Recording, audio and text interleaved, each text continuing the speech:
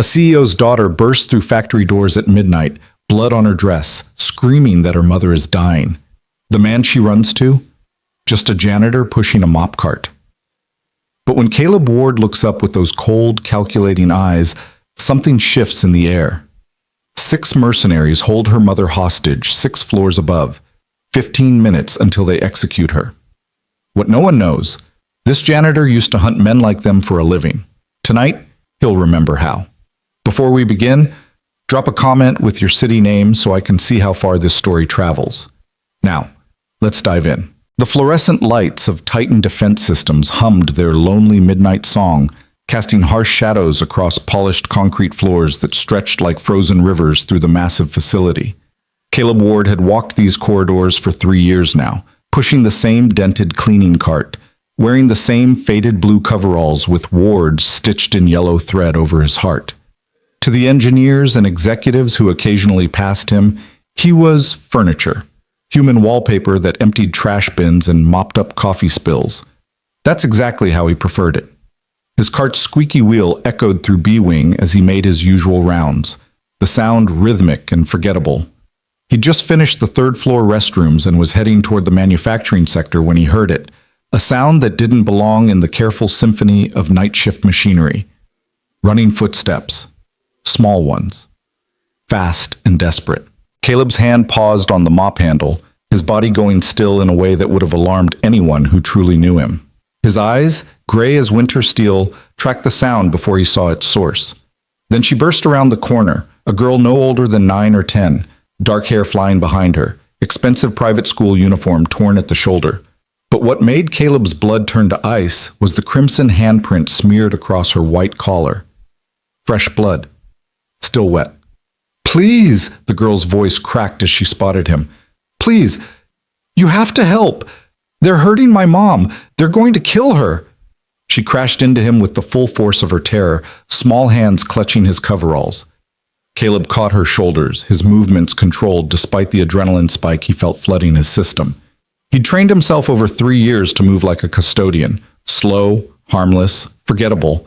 But right now, old instincts were clawing their way to the surface. "Easy. Slow down."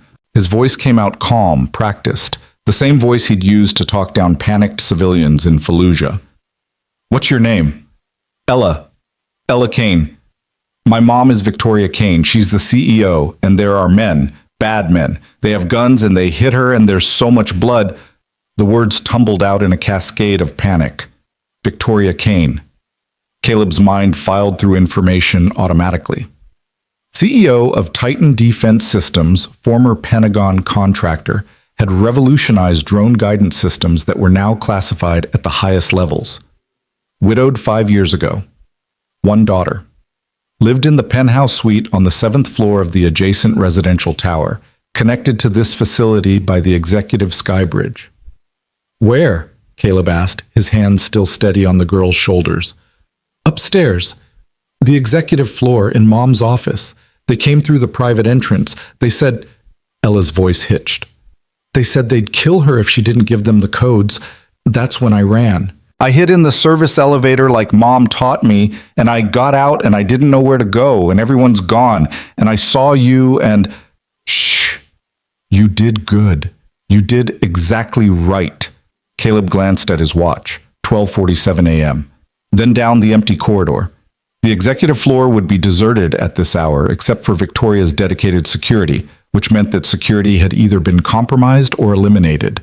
His jaw clenched. "How many men?" he asked. Ella's eyes widened. Most adults would have been asking where to call for help. This janitor was asking tactical questions.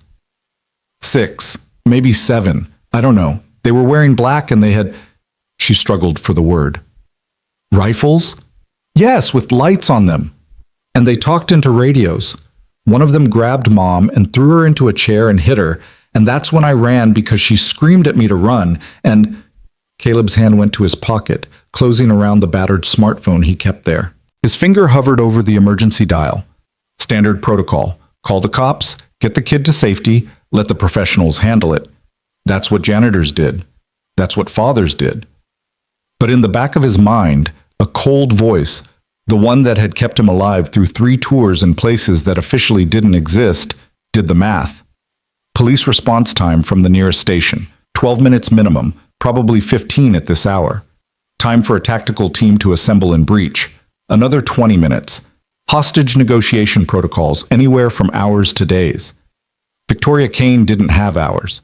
If these were professionals, and that equipment description suggested they were, she had minutes. Maybe less. Please, Ella whispered, tears cutting tracks through the grime on her face. Please don't let them kill my mom.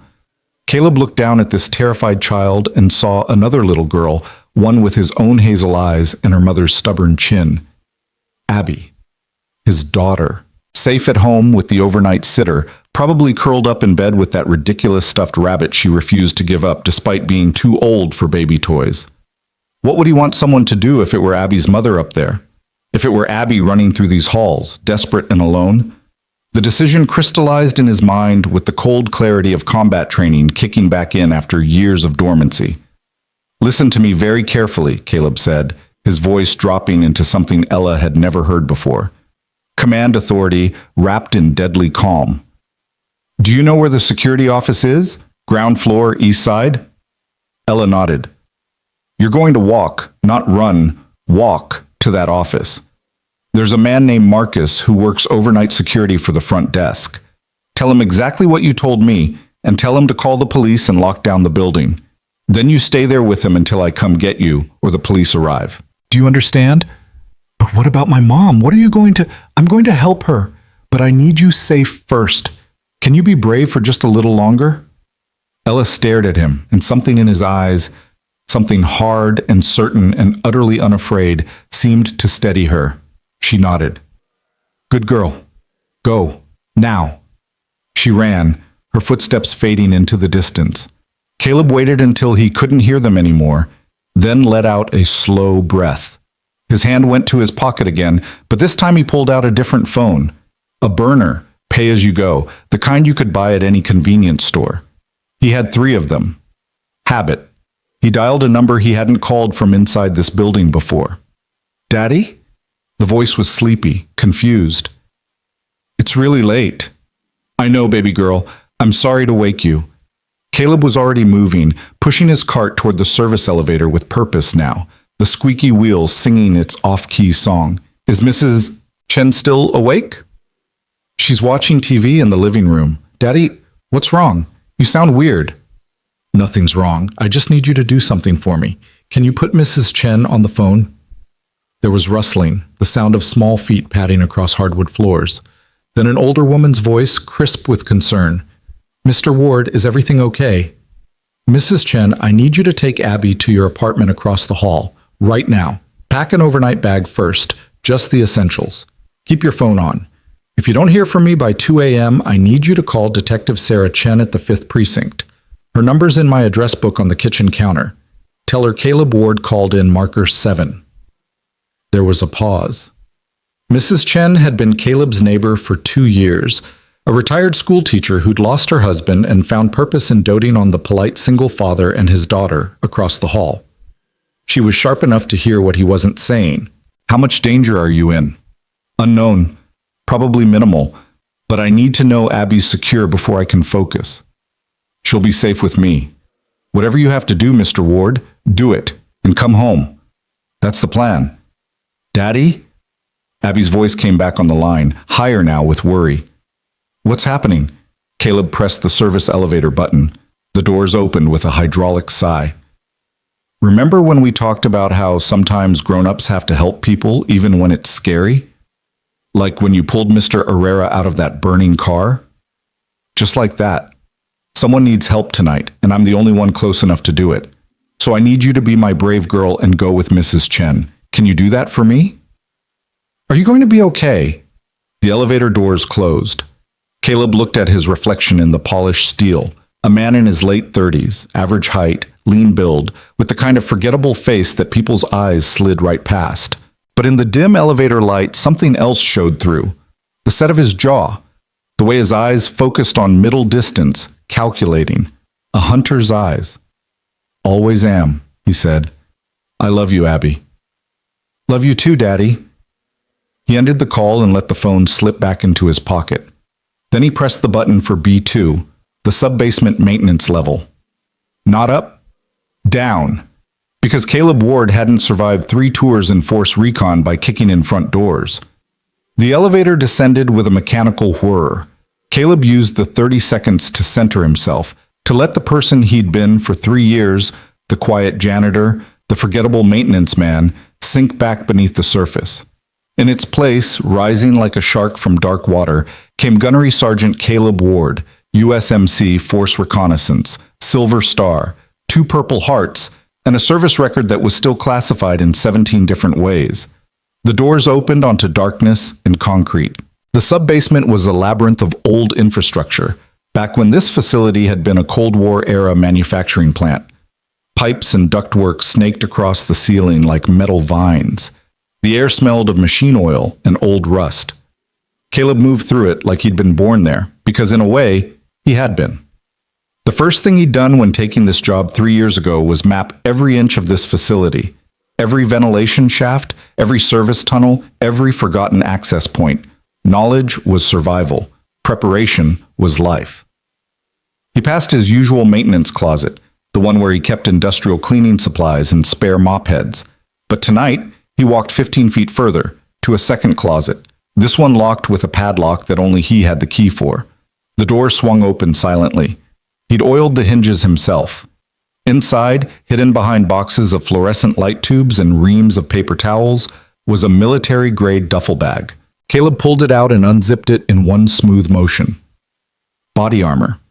Not the heavy tactical gear he'd worn in Baghdad, but a lightweight civilian vest, level 2A, rated for handgun rounds.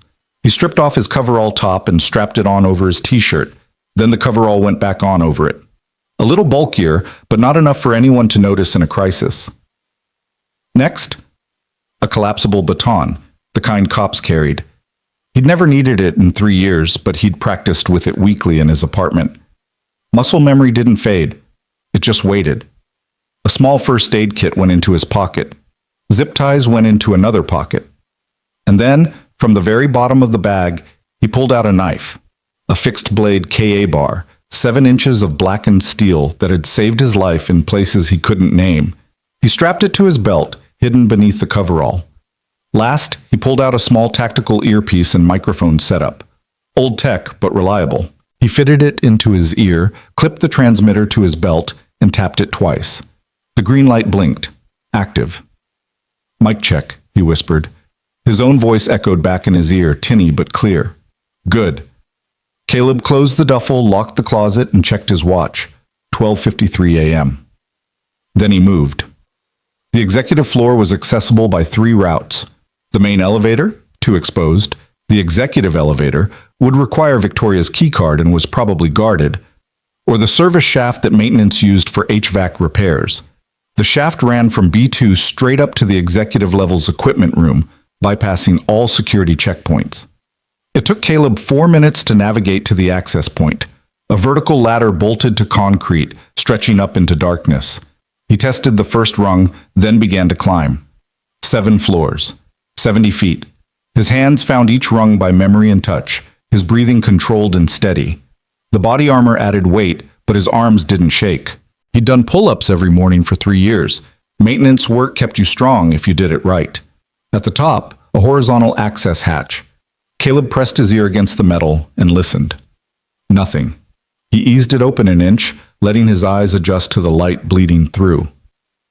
The executive floor equipment room, a cramped space filled with server racks and HVAC controls, humming quietly to itself. Empty. He pulled himself up and through, closing the hatch silently behind him. Now he was inside the perimeter. Caleb moved to the equipment room door and cracked it open. Beyond was a service hallway, narrower than the main corridors, with bare walls and fluorescent strips. This was the building's backstage, where executives never walked, where cleaners and repairmen were invisible. He could hear voices now, muffled but distinct. Male voices, speaking in sharp, clipped sentences. Military cadence. "Sweeps clear. No sign of the girl. Targets secure. Boss wants the codes in 10 minutes or we start the pain compliance. Copy. Holding position." Caleb's jaw tightened. Pain compliance, torture and corporate speak. They were going to hurt Victoria until she gave them what they wanted. He moved along the service hallway, his footsteps silent on the polished floor. At the end was a junction. Left led to the executive offices, right to the conference rooms. The voices were coming from the left. He risked a glance around the corner. The executive corridor was a different world from the service halls. Rich hardwood floors, recessed lighting, original artwork on the walls. And standing 20 feet away, his back to Caleb, was a guard. Black tactical gear, rifle slung across his chest, radio earpiece visible. Professional stance, weight balanced, ready to move, but complacent. Because who would come from the service corridor? Only the help. And the help were all gone. Caleb watched him for 30 seconds, counting the rhythm of his breathing, noting how he shifted his weight every 15 seconds, cataloging the gear. Standard loadout, ex-military, probably private security contractor. The kind of men who took jobs like this because the pay was good and the moral questions were few. The kind of men Caleb had spent his career either working with or hunting, depending on which side of the law they'd landed on. He pulled back, thinking. 6 or 7 hostiles, per Ella's count, probably separated. Some with Victoria, some on perimeter security, maybe one on Overwatch. Standard operating procedure for a high-value target extraction. The smart play was to wait for the police. Let SWAT handle it. But Caleb thought about that cold voice saying 10 minutes and knew Victoria didn't have that long. So he did what any good Marine would do when outnumbered and outgunned. He changed the battlefield. Caleb moved back into the equipment room and went straight to the HVAC controls. The building's climate system was centralized here. Heating, cooling, ventilation, all running through a networked computer system that he'd been trained to maintain as part of his janitorial duties. His fingers flew across the keyboard, navigating menus he'd memorized years ago. Fire suppression protocols, emergency ventilation, smoke control. He activated the misting system for the executive floor, designed to suppress fires by flooding the air with fine water vapor. Not enough to soak everything, but enough to reduce visibility to a few feet. The system kicked in with a soft hiss. Then he killed the primary lights and activated the emergency lighting, dim red strips that ran along the baseboards, barely enough to navigate by. Through the wall, he heard someone swear. "What the hell? We got smoke." "No fire alarm. It's the mist system. Someone's fucking with us." "Where's building control?"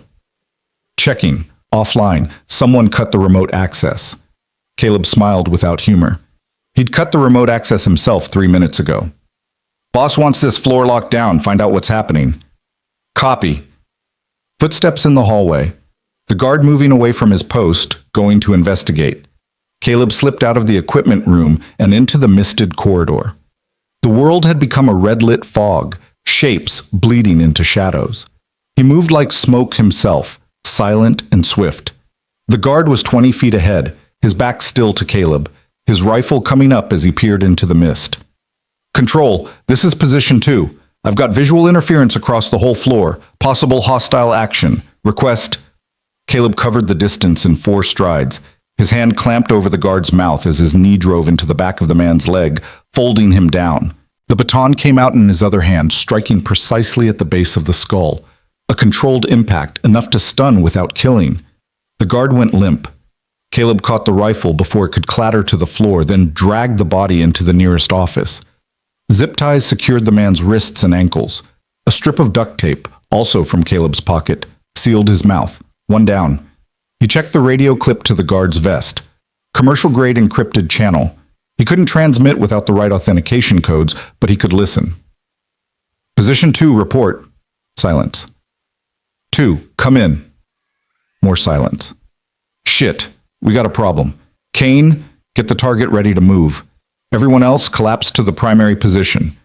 We're leaving in 5. Caleb's pulse quickened. They were adapting faster than he'd hoped. Professionals. Which meant they'd start making hard decisions soon. He moved deeper into the mist toward Victoria's office, following the layout he'd memorized. The executive suite was at the end of the corridor, a corner office with floor-to-ceiling windows overlooking the city. He'd cleaned it 100 times. More voices ahead, tense now. "Don't know. Maybe the girl hit an alarm. Maybe building security is smarter than we thought. Building security is one fat guy downstairs watching football. This is something else. Doesn't matter. We get the codes and we're gone. Nobody has to die tonight if she cooperates. Caleb reached the reception area outside Victoria's office. 2 more guards here, flanking the doorway. Through the mist, he could see them shifting nervously, rifles up, scanning the fog. He couldn't take them both at once.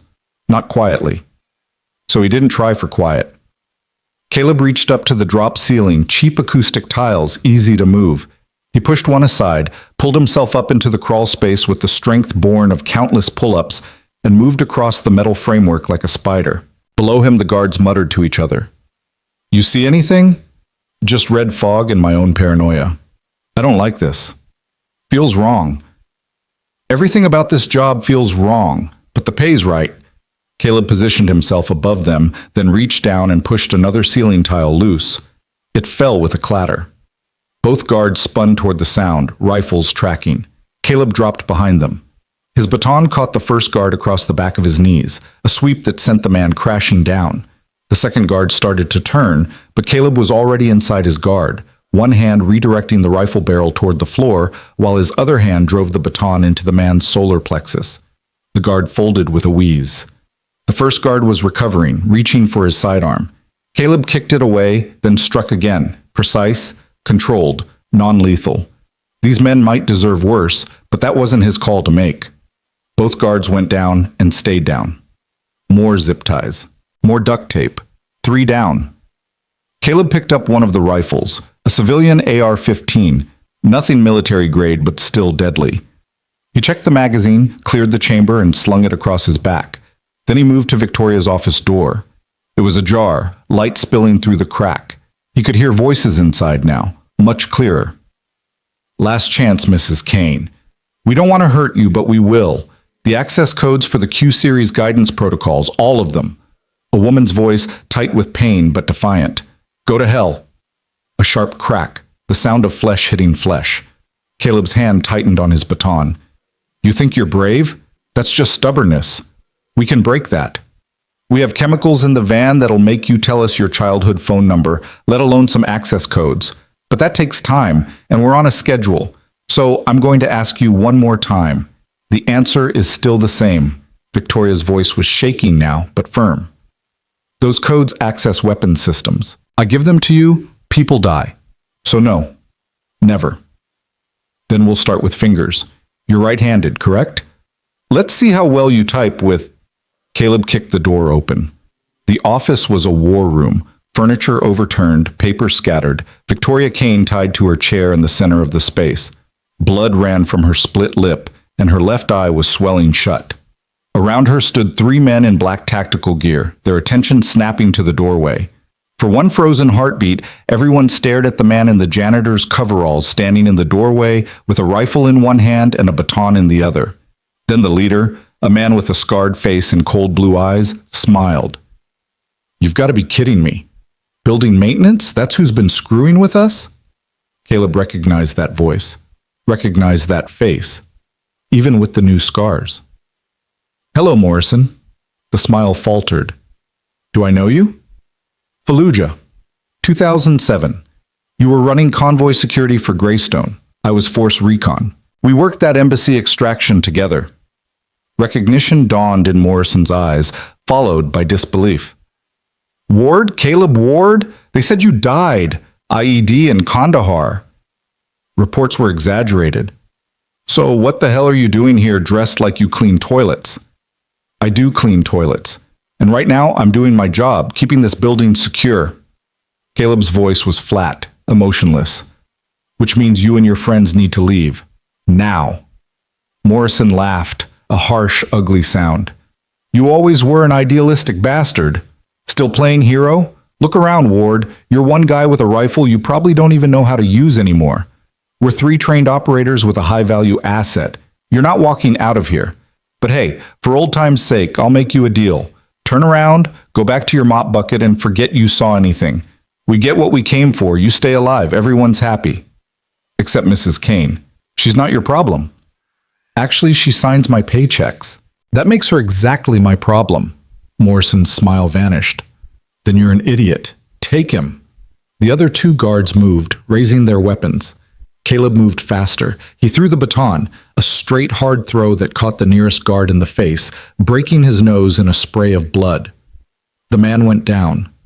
In the same motion, Caleb brought up the rifle and fired twice. Not at the men, but at the floor in front of them, precision shots that sent splinters flying. The second guard jerked back, startled. That half second was all Caleb needed. He closed the distance, using the rifle as a club to knock the guard's weapon aside, then drove his elbow into the man's throat. The guard made a choking sound and collapsed. Morrison was fast. Caleb had to give him that. His weapon came up smooth and professional. But he hesitated just for an instant because somewhere in his mind he still saw Caleb Ward as an ally, a brother in arms. Old loyalties died hard. Caleb didn't hesitate. He pivoted, his boot catching Morrison's wrist and sending the rifle clattering away. Then he was inside Morrison's guard, and it became a close-quarters fight. Brutal, efficient, no room for mercy. Morrison was good, better than good. He'd always been a killer, even back in their military days. He got in a solid punch that rocked Caleb's head back, then a knee that cracked against the body armor. But Caleb had spent 3 years doing quiet, humble work, staying invisible, tamping down everything he'd once been.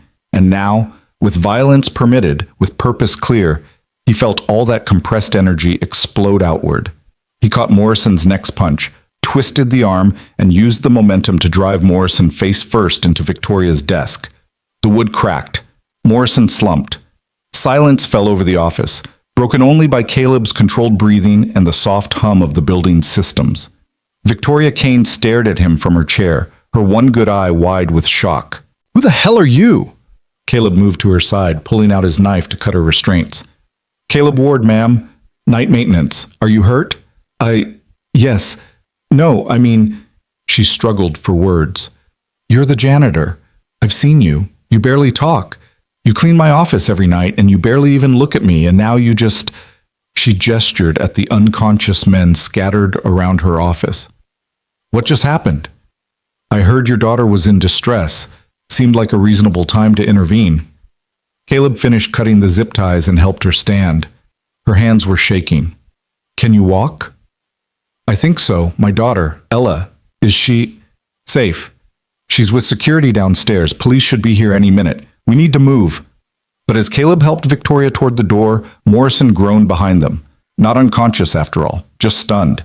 And his hand was moving toward the fallen rifle. Caleb saw it in his peripheral vision. He could shoot Morrison. Should shoot him by every tactical calculation. The man was a threat. Would remain a threat. And Caleb had already crossed the line from civilian to combatant tonight. But he didn't. Instead, he kicked the rifle away and brought his boot down on Morrison's reaching hand. Not hard enough to break it, but hard enough to hurt. "Stay down," Caleb said quietly. "You lost. Don't make me finish it." Morrison looked up at him, blood running from his nose, and something like respect flickered in his eyes. "Still the same Ward? Too damn noble for your own good. Just practical. Dead men draw investigations. Live prisoners close cases. They'll kill me for this failure. Then maybe you should choose better employers." Sirens were wailing in the distance now, growing louder. Backup had arrived. Caleb guided Victoria out of the office, through the dissipating mist, past the zip-tied guards, and toward the main elevators. Behind them, Morrison's radio crackled. "Boss? We got problems." "Position 2 isn't responding. Position 4 and 5 went dark. What's happening?" Morrison didn't answer. In the elevator, as they descended toward the main floor in safety and the army of flashing lights visible through the windows, Victoria finally found her voice. "Thank you," she whispered. "You saved my life." "Just doing my job, ma'am." "No." She looked at him, really looked at him for the first time. "No, you're not. But I think I'm starting to understand what your job really is." The elevator doors opened to chaos. Police officers, security personnel, paramedics. Someone pulled Victoria away toward an ambulance. Someone else tried to take Caleb's statement, but he was already moving, slipping through the crowd with the same forgettable efficiency he'd perfected over 3 years. Just another face, just another employee caught up in the crisis. He made it back to the maintenance closet, stowed his gear, and was pushing his cart down B-Wing when the first detective arrived on scene. By sunrise, the official reports would call it a failed corporate espionage attempt, thwarted by swift police response and brave resistance from the CEO. No mention would be made of the janitor in the security footage, just a maintenance worker going about his normal duties, wrong place at right time, nothing special, just how Caleb preferred it. But as he walked toward the exit and the morning shift began to arrive, he pulled out his phone and dialed Abby's number. "Daddy? Hey, baby girl, crisis averted. Come on home." "Did you help people?" Caleb looked back at the building, at the broken men being carried out in handcuffs, at Victoria Kane being loaded into an ambulance, alive because he'd remembered who he really was when it mattered. "Yeah," he said softly. "I helped people." "Good. That's what heroes do." "I'm not a hero, Abby. I'm just a guy who knows how to mop floors. And save people. And save people," he admitted. "Sometimes." He walked toward his car as the sun began to rise over Titan defense systems, painting the sky in shades of gold and crimson. Another shift complete. Another night survived. And somewhere upstairs, Victoria Kane was already wondering about the impossible janitor who'd appeared from nowhere and disappeared just as fast, leaving only questions in his wake. But those questions could wait. Right now, Caleb had a daughter to hug and breakfast to make, and a perfectly normal, ordinary life to get back to. At least until the next time someone needed him. The coffee tasted like burnt rubber, but Caleb drank it anyway. He sat in his small kitchen 3 days after the incident, watching Abby draw elaborate pictures of castles and dragons at the table while morning light filtered through their apartment's single window. Mrs. Chen had returned her that first morning with questions in her eyes that she was too polite to ask. The news had reported an attempted robbery at Titan Defense Systems, several suspects in custody, CEO unharmed. Just another story in a city full of them. Abby looked up from her drawing, studying him with those too perceptive eyes that saw more than a 9-year-old should. "You have a bruise on your face." Caleb touched his cheekbone where Morrison's punch had landed. He'd covered most of it with makeup, but she was right. A shadow of purple still showed through. "Walked into a door at work. I was tired." "You're always tired after night shifts." She went back to coloring her dragon green. "Mrs. Chen says you work too hard." "Mrs. Chen worries too much. She says that's what neighbors do." Abby paused, her crayon hovering over the paper. "Daddy, are we going to have to move again?" The question hit him harder than Morrison's fist had. They'd moved 4 times in 3 years. Different cities, different names on the lease, different schools for Abby. Always running from the shadows of his past, from people who might recognize Gunnery Sergeant Caleb Ward and wonder why a decorated Marine was pushing a mop instead of collecting his pension. "Why would you ask that?" "Because we always move when something exciting happens. And something exciting happened at your work." Her voice was matter-of-fact, the tone of a child who'd learned to accept instability as normal. "I like this school, though. I finally have a friend." Caleb's chest tightened. "What friend?" "Her name's Ella. She's new, too. She told me her mom works at some big building and they live in a fancy apartment, but she's lonely because her dad died and her mom works all the time and—" Abby stopped, frowning. "Are you okay? You made a weird face." "Ella Kane."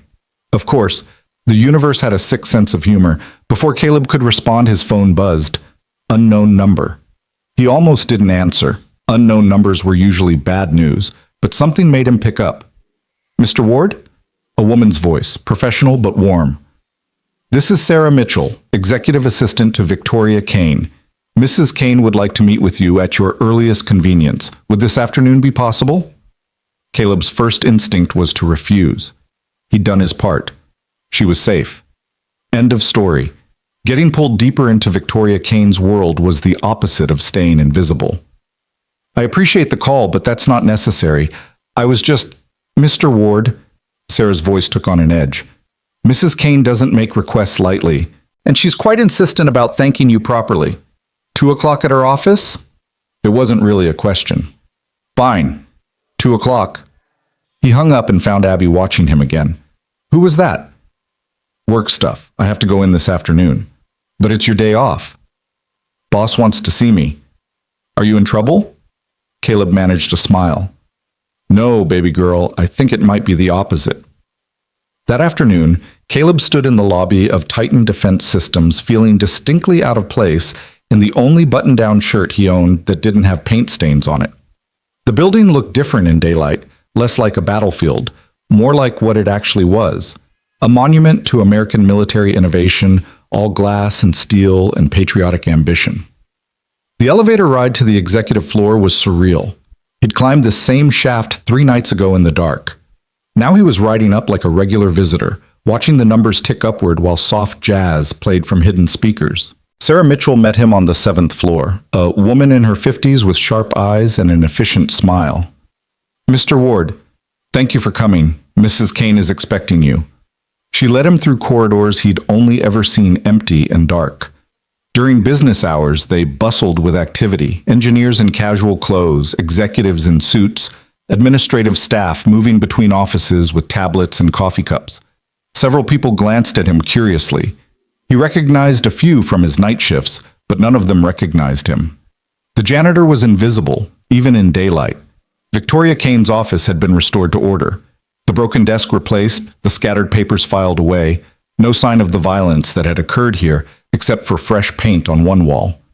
Victoria herself sat behind her new desk, her face still showing the aftermath of that night, her split lip healing, her black eye faded to yellow-green, but her posture straight and her gaze direct. Mr. Ward, please sit down. Caleb sat in the leather chair across from her, conscious of how expensive everything in this room probably was. His entire year's salary wouldn't cover the desk alone. Victoria studied him for a long moment. I've spent the last 3 days trying to figure you out. I had my security team pull your employment file. Caleb James Ward, age 38, hired 3 years ago. Background check came back clean. Previous employment at various maintenance and janitorial firms. No criminal record, no military service listed. She paused. That last part is interesting, don't you think? Caleb kept his expression neutral. I'm not sure what you mean, ma'am. Don't. Her voice sharpened. Don't insult my intelligence. The man who saved my life wasn't a janitor. The way you moved, the way you fought, the tactical decisions you made, that was military training. High-level military training. And when one of those men called you by name, he mentioned Fallujah and Force Recon. She leaned forward. So let's skip the part where you pretend to be just a maintenance worker and move to the part where you tell me why a former Marine is hiding behind a mop bucket. Caleb considered his options. He could lie. He could walk out. Or he could trust that the woman who'd refused to give up weapons codes under torture might understand why a man would want to disappear. Force reconnaissance, he said quietly. 3 tours. Iraq and Afghanistan. Some other places that don't officially exist. I got out 6 years ago with a silver star and enough nightmares to fill a library. Came home to find my wife had decided she preferred the idea of a war hero to the reality of damaged goods. She left. Took our daughter for about 6 months before the courts gave me custody because she'd gotten into some things she shouldn't have. Pills, mostly. I spent a year trying to live a normal life under my real name and found out that being a decorated veteran attracts the wrong kind of attention. What kind of attention? The kind that doesn't understand why you'd rather work a quiet job than hire yourself out as a private contractor. The kind that shows up at your apartment wanting you to train their militia or consult on their security firm or share classified information for the right price. Caleb's jaw tightened. I had a daughter to raise. She'd already lost one parent to poor decisions. I wasn't going to let my past destroy her future, so I became someone else. Someone boring, someone forgettable. Victoria listened without interrupting. When he finished, she nodded slowly. I understand the impulse, but you can't hide forever. You proved that 3 nights ago. That was an exception. Was it? Or was it inevitable? She stood and walked to her window, looking out over the city. I've been thinking about something Morrison said before you arrived. He mentioned pain compliance and chemical interrogation. Do you know what would have happened if you hadn't intervened? You would have given them the codes. Eventually, yes, and those codes access the guidance systems for autonomous defense drones, technology that could be weaponized by whoever paid Morrison's employers, which, according to the FBI, was a foreign government with very unfriendly intentions toward American interests. She turned back to him. So your exception potentially saved thousands of lives. Maybe more. Caleb shifted uncomfortably. I was just trying to help a scared kid find her mom. My daughter told me what you said to her, that you asked tactical questions instead of panicking, that you sent her to safety and went toward danger without hesitation. Ella's smart enough to recognize something special when she sees it. Victoria returned to her desk, which brings me to why I asked you here. I have a proposal. Ma'am, if this is about a reward, it's about a job. Chief of Security for Titan Defense Systems.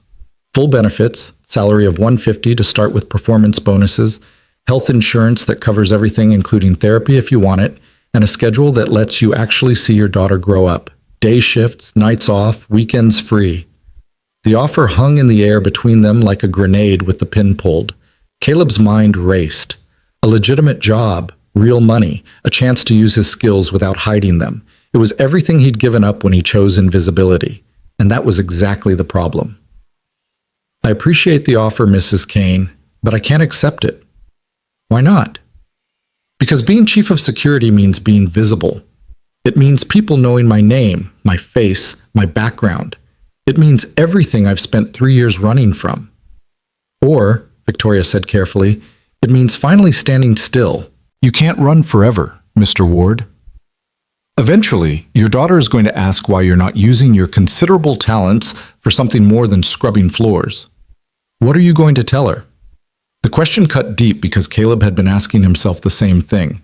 Abby was getting older, asking harder questions, noticing more. How long before she Googled her father's name and found nothing? How long before she realized that normal dads didn't teach their 9-year-olds evasion techniques and safe room protocols? I need to think about it. Of course. Take a week. Victoria pulled a business card from her desk drawer and slid it across to him. My private number. Call anytime, day or night. And Mr. Ward? Thank you. For my life and for my daughter's peace of mind. That debt isn't something I'll forget. Caleb took the card and stood to leave. At the door, he paused. The men who hired Morrison. Did the FBI identify them? Not yet. Morrison's not talking, but they will. Eventually. She met his eyes. Does that worry you? It should worry you. People who can afford that level of operation don't stop after one failure. They adapt. They come back harder. Then I guess I need someone who knows how to stop them. Victoria smiled slightly. Think about it. The walk back through the building felt different now. Caleb caught himself analyzing sight lines, checking camera angles, noting vulnerable access points. Old instincts stirring again, whispering that this place needed better security, that he could fix it, that he could make a difference. He was still wrestling with those thoughts when he picked Abby up from school that afternoon. She bounced into the car with her backpack trailing, her face bright with excitement. Guess what? Ella invited me to her house for a play date. Can I go, please? Her mom said it's okay, and she's really nice, and they have a huge apartment with an actual library and... Slow down. Caleb pulled into traffic, his mind already making connections he didn't want to make. When? This Saturday. Please, Dad. I never get to do normal kid stuff. The plea hit him square in the chest. She was right. Between his paranoid security measures and their constant moving, Abby had missed out on so much normal childhood. Birthday parties she couldn't attend because he didn't trust the locations. Sleepovers he'd refuse because he couldn't vet the parents. Play dates that never happened because getting close to people meant they might ask questions. I'll think about it. That's what you always say when you mean no. Abby's voice went small. I just want one friend, Dad. Just one normal thing. Caleb glanced at her in the rearview mirror and saw his daughter's eyes shining with unshed tears. 9 years old and already learning that her father's past meant her present was limited. Okay, he heard himself say. I'll call Ella's mom and arrange it. The smile that lit up Abby's face was worth every risk. That night, after Abby was asleep, Caleb sat on his tiny balcony with a beer he wasn't drinking and Victoria Kane's business card in his hand. The city sprawled below him, 1,000 lights marking 1,000 lives he'd never touch. Invisible man in an invisible apartment, raising a daughter who deserved better. His phone rang. Unknown number again, but a different one this time. Ward. He answered out of habit, the military curtness he'd tried to abandon. Still using that voice, I see. The voice on the other end was female, amused, and painfully familiar. "Hello, Gunny. Been a long time." Every muscle in Caleb's body went rigid. "Reeves." "Oh, good, you remember. I was worried 3 years of janitor cosplay might have erased your memory." Captain Diana Reeves, formerly his commanding officer, currently working somewhere in the shadowy space between military intelligence and civilian oversight. "We need to talk." "No, we don't." "Yes, we do. Because your little adventure at Titan Defense Systems 3 nights ago pinged about 17 different watch lists. You're not as invisible as you think, Ward." Caleb's hand tightened on the phone. "I haven't done anything illegal." "No, but you've done something interesting. And interesting draws attention. The kind of attention you've been avoiding." Papers rustled on her end. "Morrison's talking, by the way. Not to the FBI. They're amateurs. He's talking to people who know how to ask questions properly, and he's told them about you." "So what?" "So the people who hired Morrison are now very curious about the janitor who took down 6 armed contractors single-handed. They're asking questions, running searches. Eventually, they're going to find out who you really are, and when they do, they're going to wonder why a Force Recon Marine is hiding in plain sight. They're going to assume you're undercover, working for someone, which makes you a threat." The beer suddenly seemed like a good idea after all. Caleb took a long drink. "What do you want, Reeves?" "Yeah. Same thing I've always wanted. For good people to stay alive and bad people to fail. Right now you're at an intersection where those two goals collide." She paused.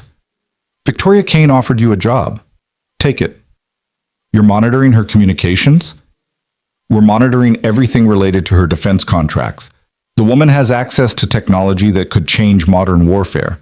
Of course we're watching her." Reeves' tone softened slightly. "But that's not why I'm calling.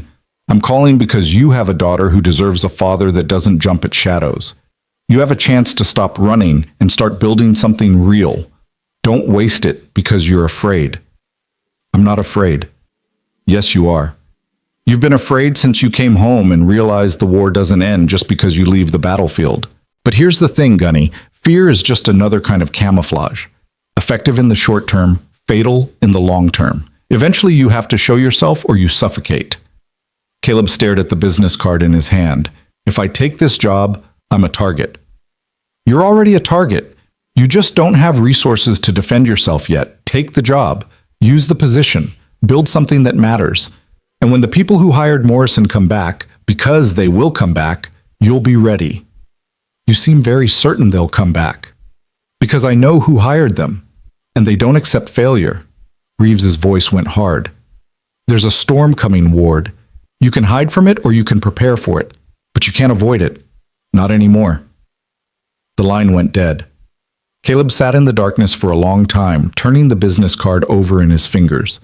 Every instinct screamed at him to pack up, grab Abby, disappear into another city with another name. It's what he'd done before. It's what kept them safe. But safe wasn't the same as living. And Abby's tearful voice echoed in his mind. "I just want one friend, Dad. Just one normal thing." He pulled out his phone and dialed before he could change his mind. Victoria answered on the second ring. "Mr. Ward, I was hoping you'd call. The job, I have conditions." "Name them." "My daughter's safety is non-negotiable. If this position puts her at risk, I walk. No questions, no notice." "Agreed. What else?" "I run security my way. No interference from the board, no corporate politics. If I say something's a threat, it gets treated as a threat." "Done. Anything else?" Caleb took a breath. "I need you to understand what you're getting. I'm not a corporate security guy who checks badges and monitors cameras. I'm a weapon that learned how to blend in. You're asking me to stop blending. That means the people I've been hiding from will find me, and when they do, they might come through you to get to me." There was a pause. Then Victoria's voice came back, steady and certain. "Mr. Ward, 3 nights ago, 6 trained men broke into my building, beat me unconscious, and threatened to torture me for classified information. You stopped them with cleaning supplies and improvised tactics. I don't need a corporate security guy. I need exactly what you are. So yes, I understand the risks. And yes, I'm still offering the job. Then I accept." "Excellent. Report Monday morning, 8 a.m. We'll handle all the paperwork, including updating your official background. I have lawyers who are very good at creating documentation that satisfies HR without revealing details you'd prefer kept quiet. Thank you, Mrs. Kane. Victoria, if you're going to be my chief of security, we should probably be on a first-name basis. And Mr. Ward? Caleb. Caleb. My daughter told me yours is named Abby. Why don't both girls come to my apartment Saturday afternoon? Ella could use a friend, and I suspect we could both use some adult conversation that doesn't involve tactical analysis. It was so normal, so domestic, so far from anything Caleb had allowed himself in 3 years that he almost laughed. That sounds good. Thank you. Don't thank me yet. Wait until you see my security setup. It's going to give you nightmares from a professional standpoint. This time Caleb did laugh. Looking forward to it. He ended the call and sat back, feeling something he hadn't felt in a long time. Hope. Dangerous, fragile, necessary hope. Inside the apartment, Abby stirred in her sleep, calling out softly for him. Caleb went to her room and found her tangled in blankets, still clutching that ridiculous stuffed rabbit. Daddy? I'm here, baby girl. Did you decide about the play date? Yeah, we're going Saturday. You and Ella can hang out while I talk boring grown-up stuff with her mom. Abby's sleepy smile was radiant. Really? Promise? Promise. She settled back into sleep, content. Caleb stayed for a moment, watching her breathe, thinking about the choice he'd just made. Captain Reeves was right. A storm was coming. But for the first time in 3 years, he wasn't planning to run from it. He was planning to fight. Monday morning arrived too fast and too slow. Caleb stood in his apartment, adjusting a tie he'd had to YouTube how to knot properly, feeling like an imposter in business casual. Abby watched from the couch, eating cereal and grinning. You look weird, she announced. Thank you for that assessment. I mean, weird good, like a real dad from TV. As opposed to a fake dad from where? You know what I mean. She set down her bowl. Are you scared? The question surprised him. A little. Why? Because you're making your scared face, the one where your eyes get really still and you're thinking too much. Too perceptive by half, this kid. It's a big change, that's all. I want to do it right. You will. You do everything right. Sometimes too right. Mom used to say... She stopped, looking down. What did she used to say? That you couldn't let yourself make mistakes because you were always on duty, even at home. Abby looked up at him, suddenly older than 9. But it's okay to make mistakes, Dad. That's what Mrs. Chen says. That's how people learn. Caleb crossed to the couch and pulled her into a hug. When did you get so smart? I've always been smart. You just don't listen because you're busy protecting me from stuff. That's my job. No, your job is going to that building and being in charge of security stuff. Your dad's job is to let me grow up a little. She pulled back and poked him in the chest. So go to work. Let me be a normal kid. And stop making the scared face. He kissed the top of her head. Deal. The drive to Titan Defense Systems felt different now. Not a place he had to sneak through in darkness, but a place he belonged in daylight. He parked in the executive lot, his name already on a reserved spot, which felt surreal, and walked through the main entrance where he'd pushed his cleaning cart 1,000 times. The security guard at the desk did a double take. Mr. Ward? Damn, man, you clean up nice. Heard you got promoted. Congrats. Thanks, Marcus. We still on for basketball Thursday? Wouldn't miss it. The exchange was so normal, so ordinary, that Caleb felt some of his tension ease. Maybe he could do this. Maybe visible didn't have to mean vulnerable. Victoria met him in her office with Sarah Mitchell and another man, late 50s, military bearing, sharp eyes that assessed Caleb in one sweep. Caleb, this is Colonel James Hartley, retired. He's been consulting on our security infrastructure. James, this is Caleb Ward, our new chief of security. Hartley extended his hand. Mr. Ward, I've heard interesting things. His grip was firm, professional, but his eyes said he knew more than Victoria had told him. Caleb recognized the look. It was how intelligence officers examined assets they weren't sure they could trust. Colonel, just James now. I hung up the uniform 5 years ago. He gestured to a tablet on the conference table. Shall we discuss what you're inheriting? Because frankly, it's a disaster waiting to happen. The next 2 hours were a crash course in everything wrong with Titan Defense Systems security. Outdated camera systems, access protocols that hadn't been updated in 3 years, server rooms with insufficient physical protection, and most damning, a corporate culture that treated security as an inconvenience rather than a necessity. The previous chief of security retired 6 months ago, Victoria explained. We've been operating with a patchwork system since then. It's part of why Morrison's team got as far as they did. Caleb studied the facility blueprint spread across the table.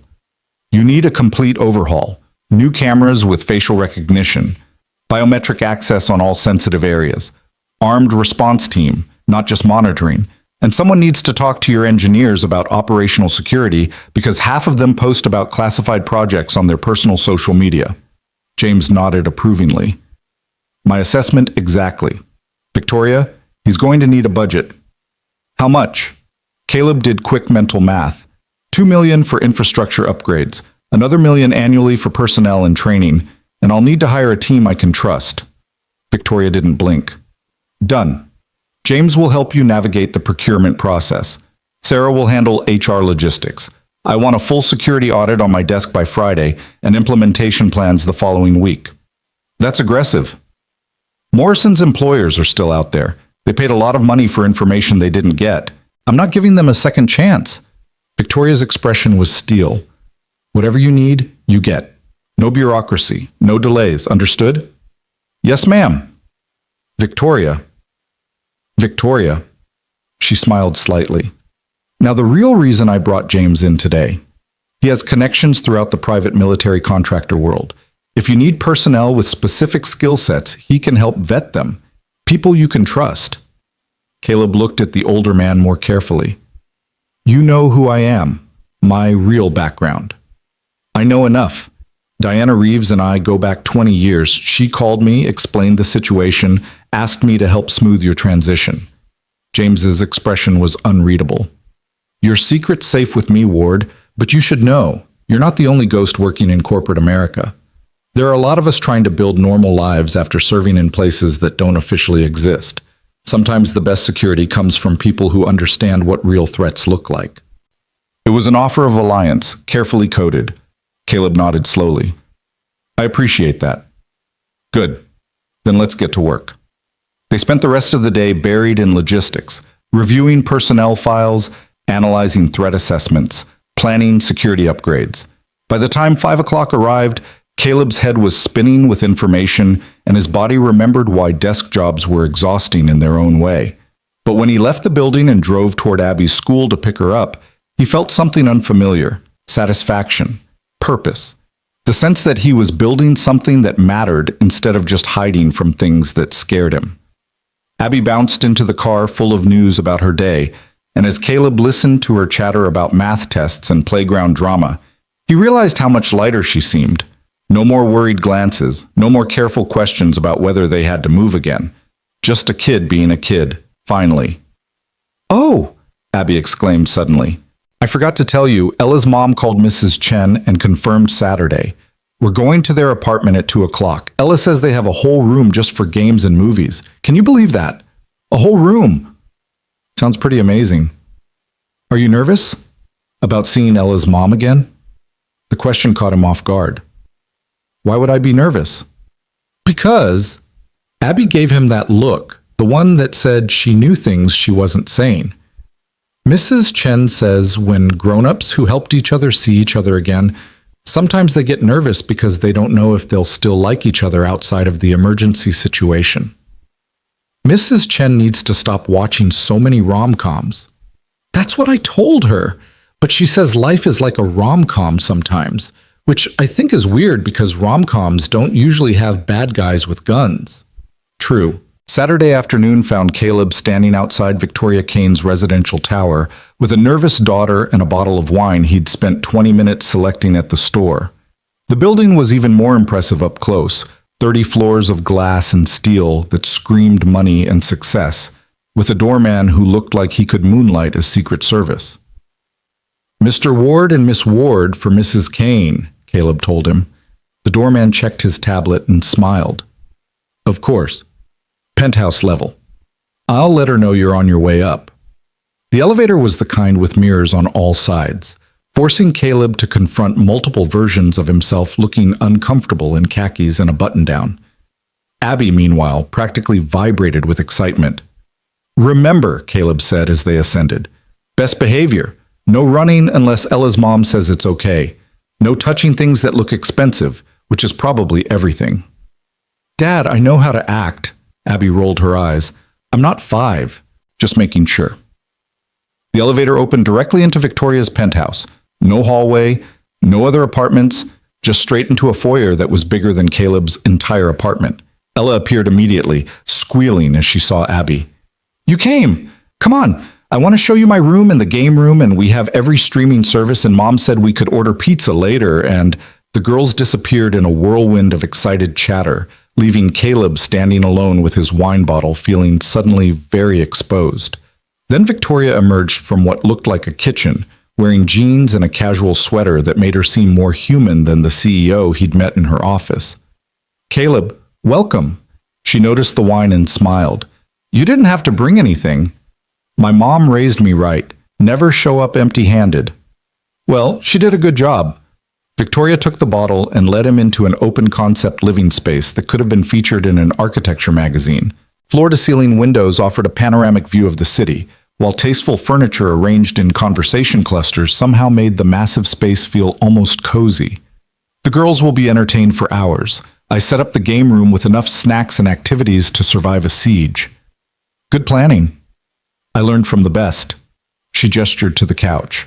"Sit, please. Can I get you something? Coffee, beer, or we could open this wine?" "Beer works if you have it." She returned with 2 bottles, craft IPA, the good kind, and settled into the chair across from him. For a moment they just sat in slightly awkward silence, 2 people who'd shared an intense trauma but didn't really know each other outside of it. "So," Victoria said finally, "how was your first week as chief of security?" "Overwhelming, eye-opening. Your previous security setup was basically held together with duct tape and optimism." "That bad?" "Worse. I found 6 major vulnerabilities Morrison's team could have exploited if they'd done any reconnaissance. Your server room has a door lock from 1995. Half your cameras have blind spots big enough to drive a truck through. And don't get me started on your badge access system." Victoria winced. "James warned me it was bad." "It's fixable. But it's going to cost money and cause inconvenience. People hate both those things." "People can learn to deal with it." She took a drink. "You're already making waves, you know. Sarah told me 3 department heads complained about your new access protocols. Let me guess. Engineering, R&D, and executive management. How did you know?" "Because those are the departments that think security is an obstacle to productivity rather than the thing that keeps them alive to be productive." Caleb leaned back. "I'm going to make more people unhappy before this is done. If that's a problem..." "It's not." Victoria's voice was firm. "I hired you to keep this company secure, not to win popularity contests. Do what needs to be done. Even if it means treating some VPs like security risks. Especially then. Some of my executives think their title makes them exempt from protocols. Disabuse them of that notion." Caleb smiled despite himself. "Yes, ma'am." "Victoria." "Right. Victoria." Comfortable silence settled between them, broken by distant sounds of the girls laughing in another room. Victoria glanced toward the sound, her expression softening. "Ella hasn't been this happy in months. Maybe longer. Since her father died, she's been withdrawn, scared of everything, nightmares every night. But ever since that night, since she met Abby somehow through all that chaos, she's been different, lighter. Abby's the same way. She's never had close friends because we moved too much. I was too paranoid to let her get attached to anyone." Caleb stared at his beer bottle. "Turns out kids need more than a paranoid father keeping them safe. They need actual lives." "You were protecting her." "I was isolating her. There's a difference I'm only just figuring out." Victoria studied him with those sharp CEO eyes that missed nothing. "Ella told me something interesting. She said she and Abby met before Saturday's playdate, that they'd been talking to each other somehow." Caleb's blood went cold. "What?" Apparently, Ella has a radio, some old emergency broadcast device her father gave her before he died. She was playing with it that night, the night of the attack, and she heard another voice, a girl her age who couldn't sleep because her dad was at work. Victoria's expression was unreadable. Abby, I presume. There was no point denying it. Caleb had given Abby that emergency radio 2 years ago, programmed to a frequency he monitored from work, a way for her to reach him if something went wrong. He'd never imagined she'd use it to make a friend. I didn't know, he said quietly, about them talking. I figured, but it explained some things. Why Ella ran to you specifically that night, why she trusted you immediately. She'd been talking to your daughter for weeks, apparently, and Abby had mentioned you.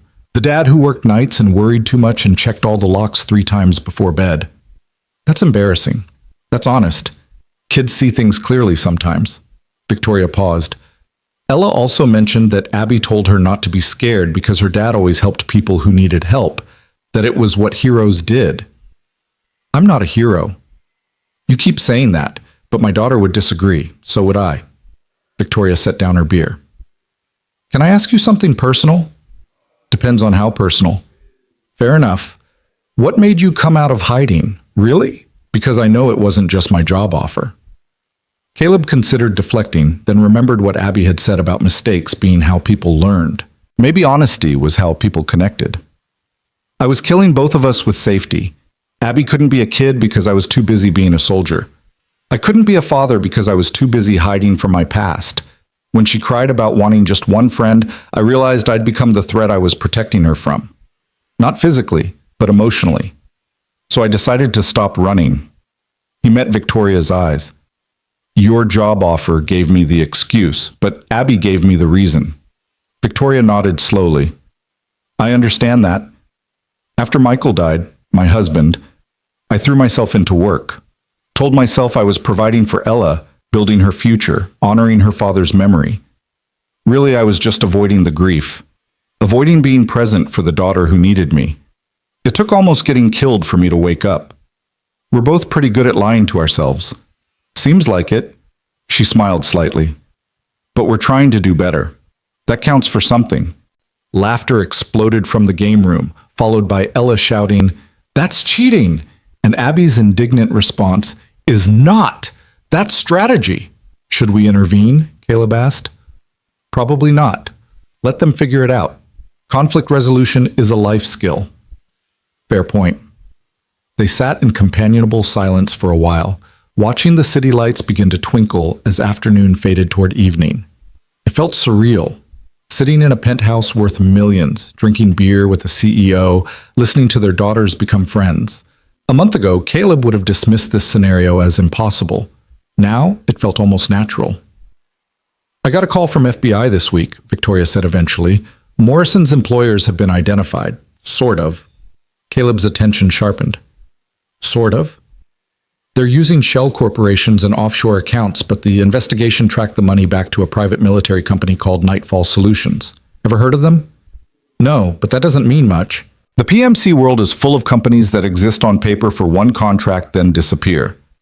Caleb frowned. What does the FBI know about them? Not much. They operate primarily in Eastern Europe and Central Asia. Officially, they provide security consulting. Unofficially, Victoria hesitated. The FBI thinks they're mercenaries for hire.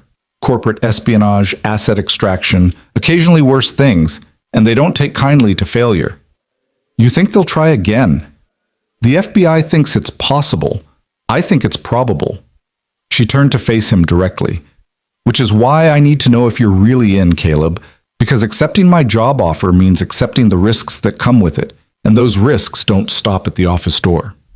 Caleb thought about Captain Reeves' warning, about Morrison's eyes when he'd recognized him, about the way threats metastasized when left unchecked. I'm in, he said, but we need to be smart about this. Nightfall Solutions will have done their homework by now. They'll know Morrison failed because of me. They'll want to know who I am and whether I'm a threat to their future operations. Are you? If they come after you or this company again? Absolutely. Victoria's smile was fierce. Good. Then let's make sure we're ready for them. They spent the next hour discussing security upgrades in more detail. Things Caleb hadn't wanted to mention in the office where walls had ears. He explained his plan for a rapid response team, pulled from former military with actual combat experience. He outlined new protocols for executive protection, supply chain security, and information warfare. Victoria listened with the focus of someone who understood that survival required preparation, then started making notes on her tablet.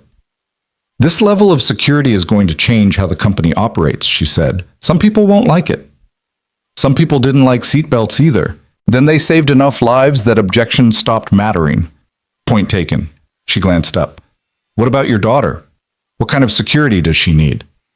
The question caught Caleb off guard. Why would Abby need... Because if Nightfall Solutions digs into your background, they'll find her. And if they want leverage against you, she's the obvious target. Victoria's expression was serious. I'm not trying to scare you. I'm trying to be realistic. We need to protect both our daughters. She was right, and Caleb hated that she was right. He'd spent 3 years keeping Abby anonymous and safe through invisibility. Now that he'd chosen visibility, all those precautions were evaporating. What are you suggesting? Upgraded security at her school, monitoring for anyone showing unusual interest in her. Maybe some basic safety training so she knows what to watch for. Victoria paused. And maybe it makes sense for our families to stay connected. Safety in numbers. The girls are friends anyway. We might as well leverage that. Caleb studied her carefully. You're not just talking about playdates, are you? I'm talking about alliance. You protect my company and my daughter. I use my resources to help protect yours. We watch each other's backs. Victoria met his eyes steadily. I know that's asking for trust you probably don't give easily, but I think we're past the point of half measures. She was offering partnership, real partnership, the kind that required vulnerability from both sides. Every instinct Caleb had developed over 3 years of hiding screamed at him to refuse, to keep his distance, to maintain operational security by trusting no one. But those instincts had also kept him pushing a mop while his daughter cried about not having friends. Okay, he said. Alliance. But that means complete honesty between us. No corporate spin, no polite deflection. If something threatens either of our kids, we talk about it immediately. Agreed. Victoria extended her hand. Partners? Caleb shook it. Partners. The moment would have been more dramatic if Abby hadn't chosen that exact second to come running into the living room, Ella close behind. Dad, Ella says they have a whole gym in this building with a pool and everything. Can we go swimming, please? Caleb looked at Victoria, who shrugged. I did tell them we had amenities. The pool is open until 9. I didn't bring swimsuits. I have extras, Ella chimed in. Mom always keeps extras for guests because people forget. That's what she says. People always forget. The girls looked at them with matching expressions of desperate hope. Caleb felt his resistance crumbling. Fine, but only if you both promise to follow the pool rules and no diving unless there's a lifeguard present. The girls squealed and ran off to find swimsuits. Victoria laughed. You're a softer touch than you pretend to be. Don't spread that around. It'll ruin my reputation. They took the girls down to the building's pool facility, a pristine space with floor-to-ceiling windows and enough luxury to make a country club jealous. Ella and Abby immediately jumped in the shallow end, splashing and laughing with the unself-conscious joy of kids who'd found their person. Caleb and Victoria sat in the lounge chairs, ostensibly supervising but really just watching their daughters be happy. It's nice, isn't it? Victoria said quietly. Seeing them like this. Yeah, it really is. They sat in comfortable silence, listening to echoing laughter and splashing water. It was the most normal Caleb had felt in years. Just a dad at a pool, watching his kids swim, no threats imminent, no need to check exits or assess strangers. Just normal. Then his phone buzzed, text message from an unknown number. Enjoying the pool? Your daughter is beautiful. It would be a shame if something happened to her. Caleb's blood turned to ice. He was on his feet instantly, scanning the pool area, every sense screaming danger. Victoria noticed his reaction and stood as well. What's wrong? Get the girls out, now. His voice carried command authority that Victoria didn't question. She moved to the pool edge. Girls, time to go, right now, please. But we just got here, Ella protested. Now, Ella, move. Something in Victoria's tone made both girls scramble out of the pool without further argument. Caleb was already moving through the facility, checking the locker rooms, the equipment closet, the viewing gallery. Nothing. No one. But someone had been here. Someone had seen them. Someone who knew exactly which buttons to push. By the time he returned to the pool area, Victoria had the girls wrapped in towels and heading toward the elevator. Her face was pale, but controlled. "Back to the apartment," Caleb said quietly. "I'll do a sweep before we leave." "What happened?" He showed her the text message. Victoria's jaw tightened. Nightfall? Or someone working for them, testing our defenses, letting us know they can reach us whenever they want. What do we do? We don't panic. We don't change our routine drastically because that tells them they got to us. But we do upgrade security immediately. Caleb was already texting James Hartley. "I'm calling in favors. By tomorrow morning, this building will have a security presence that makes Fort Knox look casual." They rode the elevator back to the penthouse in tense silence, the girls sensing something was wrong but not asking questions. Once inside, Victoria took them to Ella's room with instructions to stay there and watch a movie. "I'm sorry," Caleb said once the girls were out of earshot. "This is exactly what I was trying to avoid. They got to Abby because of me. They got to all of us because they're professionals who don't accept failure." Victoria's voice was firm. "This isn't your fault, Caleb. This is what we discussed, the reality we're dealing with. The question is how we respond." Caleb's phone rang. James Hartley. "I got your text. Talk to me." "Threat against my daughter. Message delivered while we were at Victoria's building. Unknown number, untraceable. Someone was watching us." "Surveillance or active threat?" "Unclear. But they made contact, which means they're in the provocation phase. Testing responses." "Agreed. I'm activating a team. Give me 2 hours to have people in place." James paused. "Ward, this is exactly what we prepared for. Don't let fear make you sloppy." "Copy that." "And Caleb, welcome back to the war. Sorry it found you anyway."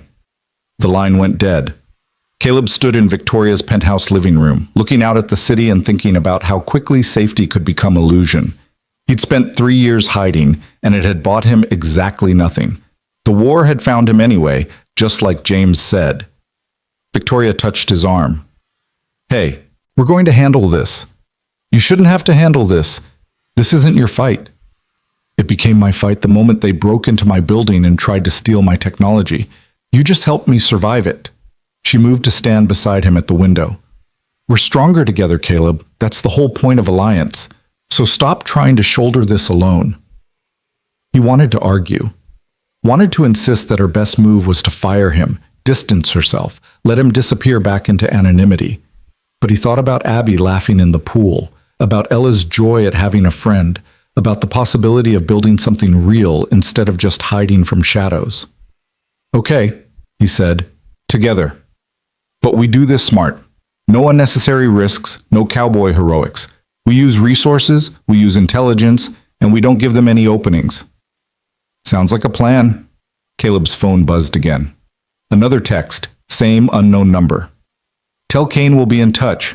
The girl was just a reminder that we can reach anyone, anytime. Next time it won't be a text message." He showed Victoria. Her face went hard. "They're going to regret threatening our children." "Yes," Caleb agreed. "They really are." The girls emerged from Ella's room eventually, Abby yawning. "Dad, can we stay longer? We're watching a movie and it's not even over." Caleb checked his watch. 7 p.m. James had said 2 hours for his team to arrive. Safer to stay here where backup was coming than to move Abby through potentially surveilled streets. "Tell you what, how about you have a sleepover here? I'll run home and get your stuff, come back and camp out on Mrs. Kane's very comfortable couch." "Really?" Abby's face lit up. "My first sleepover ever?" "If it's okay with Mrs. Kane." "It's okay with Victoria," Victoria said firmly. "And I insist. The guest room has twin beds. The girls will be thrilled." They were more than thrilled. They were ecstatic.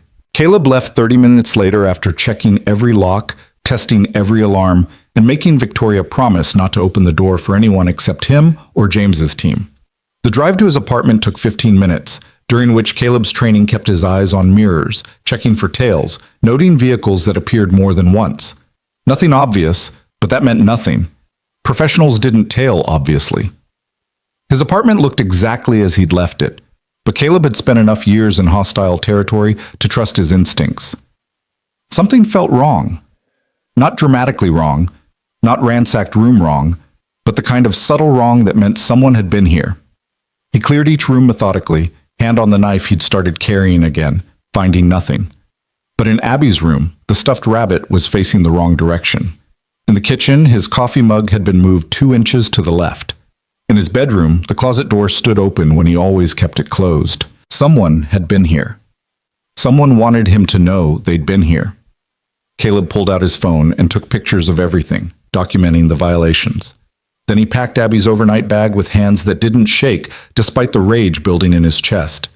They'd come into his home, into his daughter's space, that crossed lines that had consequences. His phone rang as he was locking up. "Captain Reeves, you need to get out of that apartment," she said without preamble. "Right now."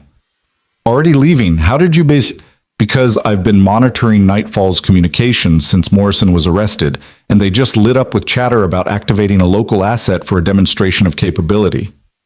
"Caleb, they're not playing games anymore. Get to Victoria Kane's location and stay there. James has a team en route." "What kind of demonstration?" "The kind that sends messages. Buildings catch fire. Cars have accidents. People go missing." Reeves's voice was tight. "I'm working on getting you federal protection, but that takes time and bureaucracy. Until then, you're on your own, so don't be alone." "Copy that." "And Caleb, it might be time to stop playing defense and start playing offense. These people respond to strength, not fear." The line went dead before he could respond. Caleb took the stairs instead of the elevator, harder to trap someone in a stairwell, and emerged into the parking garage with every sense on high alert. His car looked untouched, but he checked it anyway. Wheel wells, undercarriage, engine compartment. Nothing. He got in, started the engine, and pulled out carefully, watching for the explosion that didn't come. He was 3 blocks from Victoria's building when the car behind him started getting aggressive. Closer following, matching his turns, boxing him in against traffic. Caleb's hands tightened on the wheel. "All right," he muttered. "Let's see what you've got." He made a sudden right turn down a side street. The car followed. Another turn, this one into an alley behind a closed shopping center. The car followed again, and now Caleb could see 2 figures inside, both male, both large. The alley dead-ended at a loading dock. Perfect. Caleb stopped the car and got out, Abby's bag slung over his shoulder, his knife in his pocket, and his phone recording video in his jacket. The other car stopped 30 feet back. Both doors opened. The men who emerged were professionals, military bearing, controlled movement, scanning for threats even as they approached. Ex-special forces, Caleb's experienced eye told him. Probably Nightfall contractors. "Mr. Ward," the first one called out. "We just want to talk." Funny way of starting a conversation, following someone, invading their home, threatening their daughter. "Just business, nothing personal." "It's very personal when you involve my kid." The second man shifted position, trying to flank him. Caleb tracked the movement without obvious acknowledgement, calculating angles and distances. "Our employer wants to make you an offer," the first man continued. "Good money for someone with your skills, better than babysitting corporate executives." "Not interested." "You should be, because the alternative is that you become a problem that needs solving, and we're very good at solving problems." Caleb smiled without humor. "So am I." The tension ratcheted up another notch. Both men's hands drifted toward their waistbands where weapons likely waited. "Last chance, Ward. Take the job or take the consequences." "I've got a better idea. You go back to whoever sent you and deliver a message. Tell them that Caleb Ward isn't hiding anymore. Tell them that if they come after my daughter, my friends, or my employer again, I won't just defend, I'll hunt. And I'm very good at hunting." The first man laughed. "Big talk for one guy in an alley." "Not just one guy." Headlights blazed from behind the contractor's car as 3 vehicles blocked the alley exit. Doors opened and 6 figures emerged. James Hartley's rapid response team, armed and ready. The contractors realized too late they'd been had. James himself stepped forward, his voice carrying command authority. "Gentlemen, you're trespassing on private property and engaging in criminal harassment. The police have been called. I suggest you leave while you still can." The contractors looked at each other, calculating odds that had suddenly turned very bad. Then they retreated to their car and drove off, James's team parting to let them through while recording license plates and faces. James walked over to Caleb. "You used yourself as bait. Seemed like a good way to make them show their hand. It was reckless. It was effective." Caleb looked at the older man. "How did you know where to find me?" "Your phone has a tracker that Victoria authorized for security purposes. When you left her building, I had my team follow at a distance." James's expression was approving despite his words. "Not bad for your first week back in the game. Thanks for the backup. That's what teams are for. Now let's get you and that overnight bag back to Victoria's place. We have a perimeter to establish and a strategy session to conduct." They drove in convoy back to the residential tower, which now bristled with security personnel that somehow managed to stay invisible to casual observation. James had been thorough. Victoria met them at her apartment door, relief evident on her face. "The girls are asleep. They had pizza and watched 2 movies and crashed around 8:30. I've been worried sick." "Sorry, had some company on the drive back." Caleb filled her in on the alley confrontation while James posted guards in the hallway. Victoria listened with growing anger. "They approached you directly?" "Intimidation tactic. Probably figured I'd scare easier than you did." "They figured wrong." "Yes, they did." James joined them in the living room, spreading tactical maps on the coffee table. "All right, here's what we know. Nightfall Solutions has operational presence in this city. At least 4 contractors we've identified, probably more. They've been conducting surveillance on both of you for at least a week, maybe longer. Tonight was their opening move, testing your responses." "What's their endgame?" Victoria asked. "Unknown. Could be they want the defense technology bad enough to try again. Could be they're cutting losses and just want to neutralize the witnesses who saw Morrison's face. Could be they're hiring and genuinely think Caleb would make a good recruit." James shrugged. "Point is, we can't predict behavior reliably, so we prepare for everything." Caleb studied the maps. "We need to shift from reactive to proactive. Figure out who hired Nightfall, why they want Victoria's technology so badly, and what leverage we can use to make them back off." "That's FBI's job," Victoria pointed out.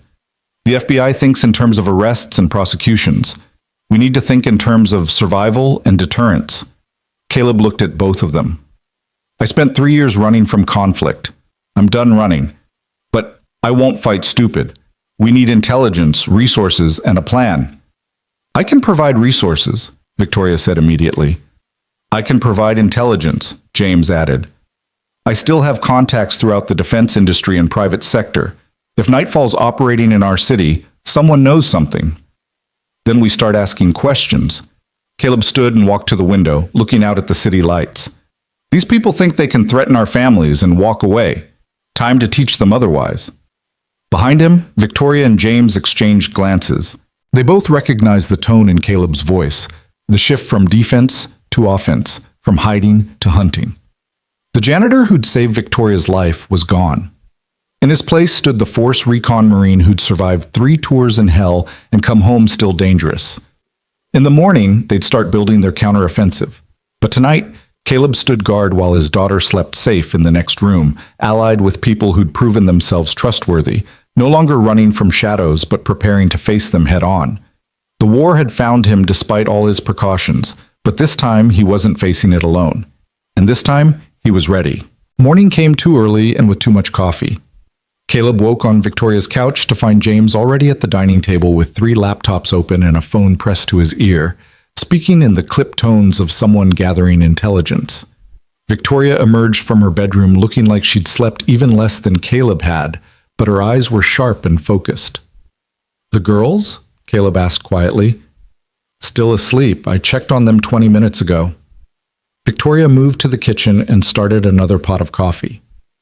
"James has been at it since 5 a.m. Apparently he doesn't believe in rest." "Rest is for people who aren't being hunted," James called out without looking up from his screens. "Give me 10 more minutes and I'll have something useful." Caleb stretched the kinks out of his back and joined James at the table.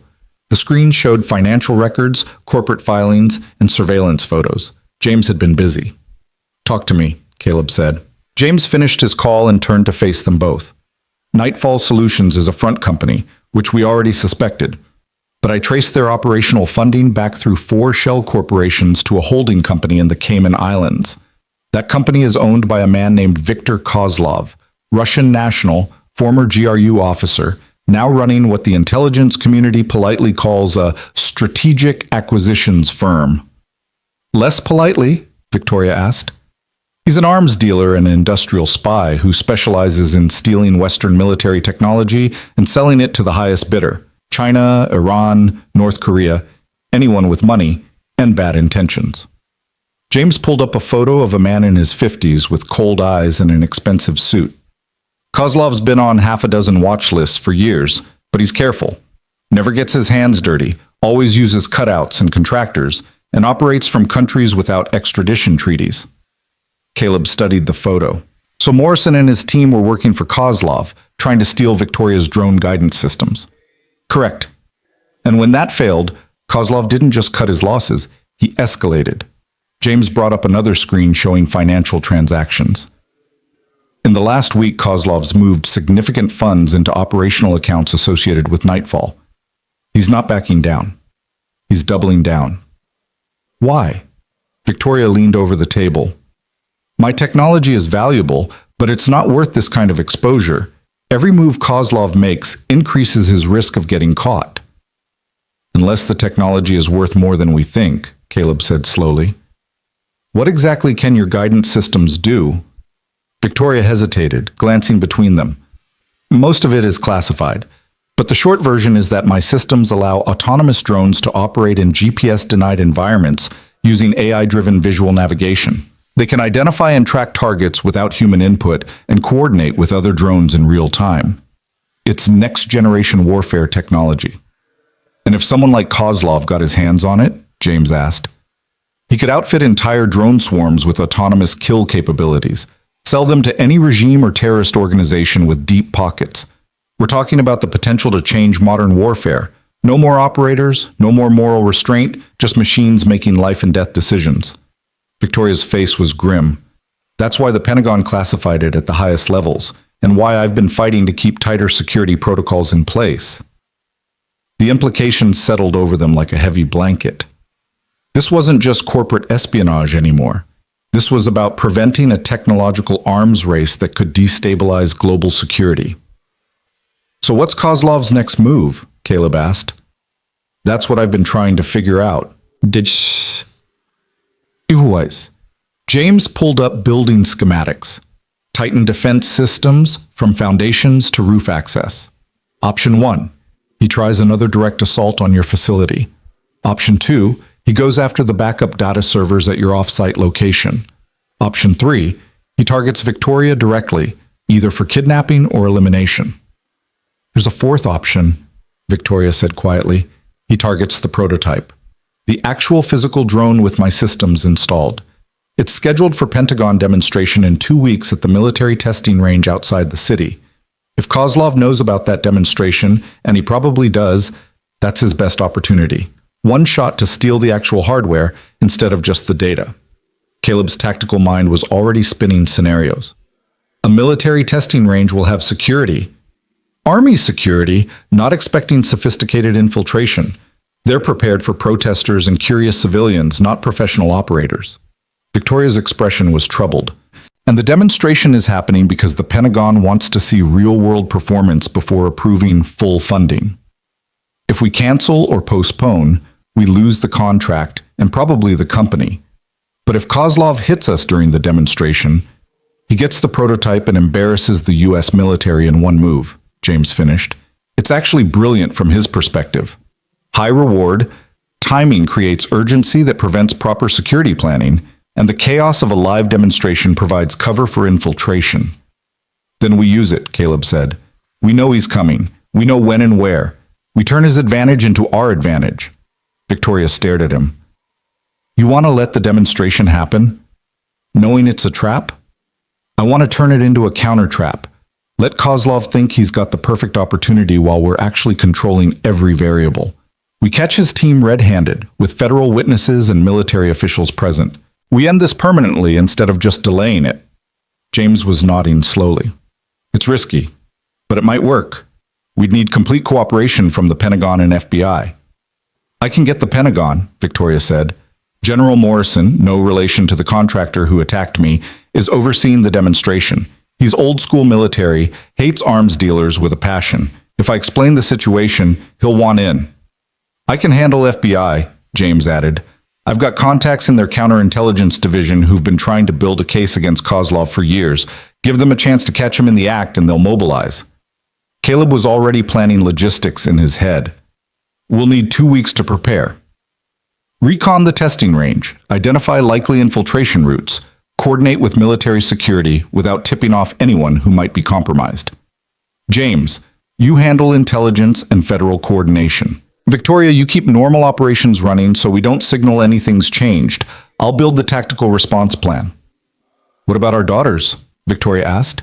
If Kozlov realizes we're setting a trap, he might go after them as leverage. They stay together, under guard, at locations he doesn't know about. We use the alliance we built. Caleb pulled out his phone. I've got a friend from my force recon days who runs a private security firm in Colorado. Owes me about 6 life debts. He's got a secure facility where families can stay when operators are deployed. If we send Abby and Ella there with proper protection, Kozlov can't touch them. You're talking about sending them away for 2 weeks, Victoria said, her voice strained. Ella's already dealing with trauma from the last attack, which is exactly why she needs to be somewhere Kozlov can't find her, somewhere safe enough that you can focus on the mission instead of worrying. Caleb's voice was gentle but firm. I know it's hard, but this is how we protect them, by making sure the threat can't reach them while we eliminate it. Victoria closed her eyes briefly, then nodded. Okay, make the call. But I'm going with them for the first few days, getting them settled, making sure Ella's comfortable. Then I'll come back for the demonstration. Fair enough? Footsteps in the hallway announced the girls waking up. Ella appeared first, followed by Abby, both of them disheveled and happy in the way only kids after a successful sleepover could be. Morning, Ella chirped. Can we have pancakes? Definitely, Victoria said, her mom voice sliding into place seamlessly. Go wash up and I'll get started. The girls disappeared toward the bathroom, chattering about their plans for the day. Victoria looked at Caleb and James with eyes that said everything she couldn't voice in front of the kids. Fear and determination and the weight of decisions that might keep their children safe or put them at risk depending on how the next 2 weeks played out. We'll get through this, James said quietly. I've seen worse odds. So have I, Caleb agreed, and we're still here. Over pancakes and orange juice, the girls remained blissfully unaware of the plans being made around them. They talked about school and movies and whether unicorns could beat dragons in a fight. Normal kid stuff. The kind of conversations Abby had been missing for 3 years. Caleb watched his daughter laugh at something Ella said and felt his resolve harden. This was why he'd stopped running. This moment right here. His kid being a kid, having a friend, living a life that wasn't defined by her father's paranoia. Whatever it took to protect that, he'd do it. After breakfast, Victoria took the girls to Ella's room with instructions to pack for a special trip. Caleb made calls to Colorado while James coordinated with his FBI contacts. By noon, they had a plan taking shape. The facility in Colorado was called Sanctuary Ridge, and Caleb's friend Marcus Chen confirmed they had space for 2 families with full security protocols. Ex-military staff, remote location, state-of-the-art surveillance, and enough defensive measures to stop anything short of a military assault. The girls could continue their schoolwork remotely, have access to recreational facilities, and stay safe while the adults handled business. How do we sell this to them? Victoria asked as they stood in her kitchen, watching the girls play in the other room. Ella's going to have questions. She's not stupid. We tell them the truth, just age-appropriate version, Caleb said. That bad people are still interested in your company's work, that we're taking precautions, and that they get to go on an adventure to a cool mountain resort while we handle boring adult problems. You think they'll buy it? Kids are resilient, and they trust us. We just have to trust them back. That evening, they sat both girls down and explained the situation as gently as possible. Abby took it in stride. 3 years of her dad's security measures had prepared her for sudden changes. Ella was more anxious, but when Victoria explained they'd be going together, that they'd be safe, and that it was only temporary, she relaxed slightly. Will you come visit? Ella asked her mother. I'll come with you for the first few days, get you settled, then I have to come back for work. But I'll video call every day. Promise. Victoria hugged her daughter. This is just to make sure you're safe while we fix the problem. Then everything goes back to normal. Well, what if normal is boring? Abby asked suddenly. What if after all this excitement, regular life is just blah? Caleb smiled despite the tension. Then we'll find exciting things that don't involve bad guys. How about skydiving when you're old enough? Really? Let's survive the next 2 weeks first. Then we'll talk about throwing you out of airplanes. The girls giggled and some of the weight lifted from the room. Kids had an amazing capacity for adapting to circumstances adults found terrifying. Maybe that was their superpower. They flew to Colorado the next morning on a private charter Victoria arranged, harder to track than commercial flights, and James had swept the plane for surveillance devices personally. The facility lived up to its name, a sprawling compound in the Rockies that looked like a luxury resort from the outside, but had security infrastructure that impressed even Caleb's critical eye. Marcus Chen met them at the helipad, a stocky Chinese-American man in his 40s with laugh lines around his eyes and the bearing of someone who'd seen serious combat.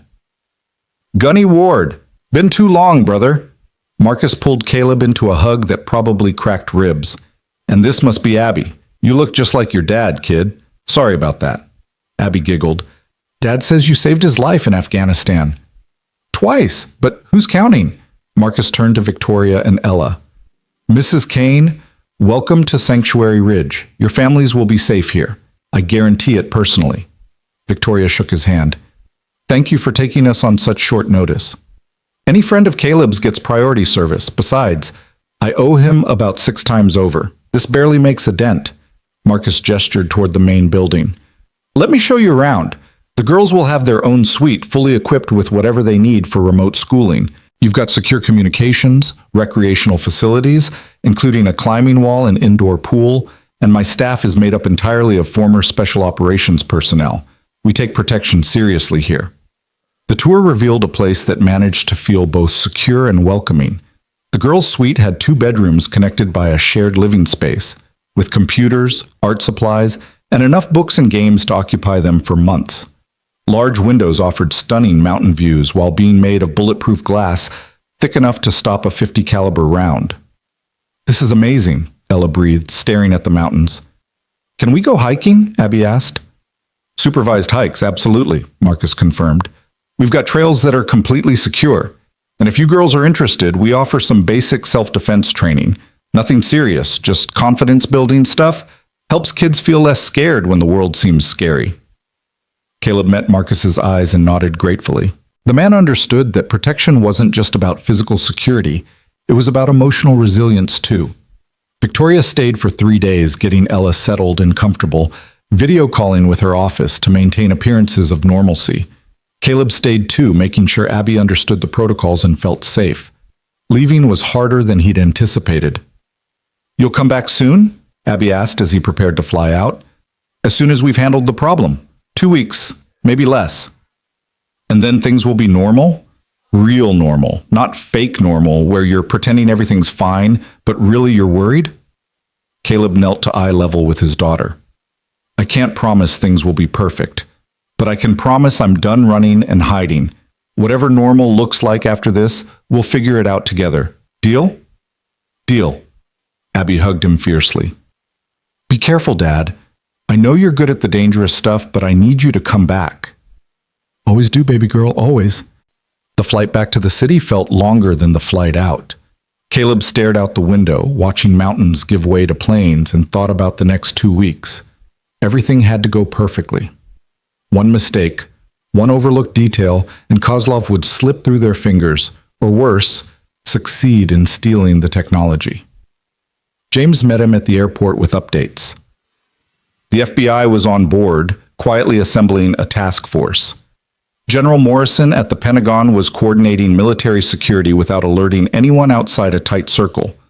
And Victoria had returned to work, playing her part perfectly, acting like nothing had changed while secretly helping plan the trap.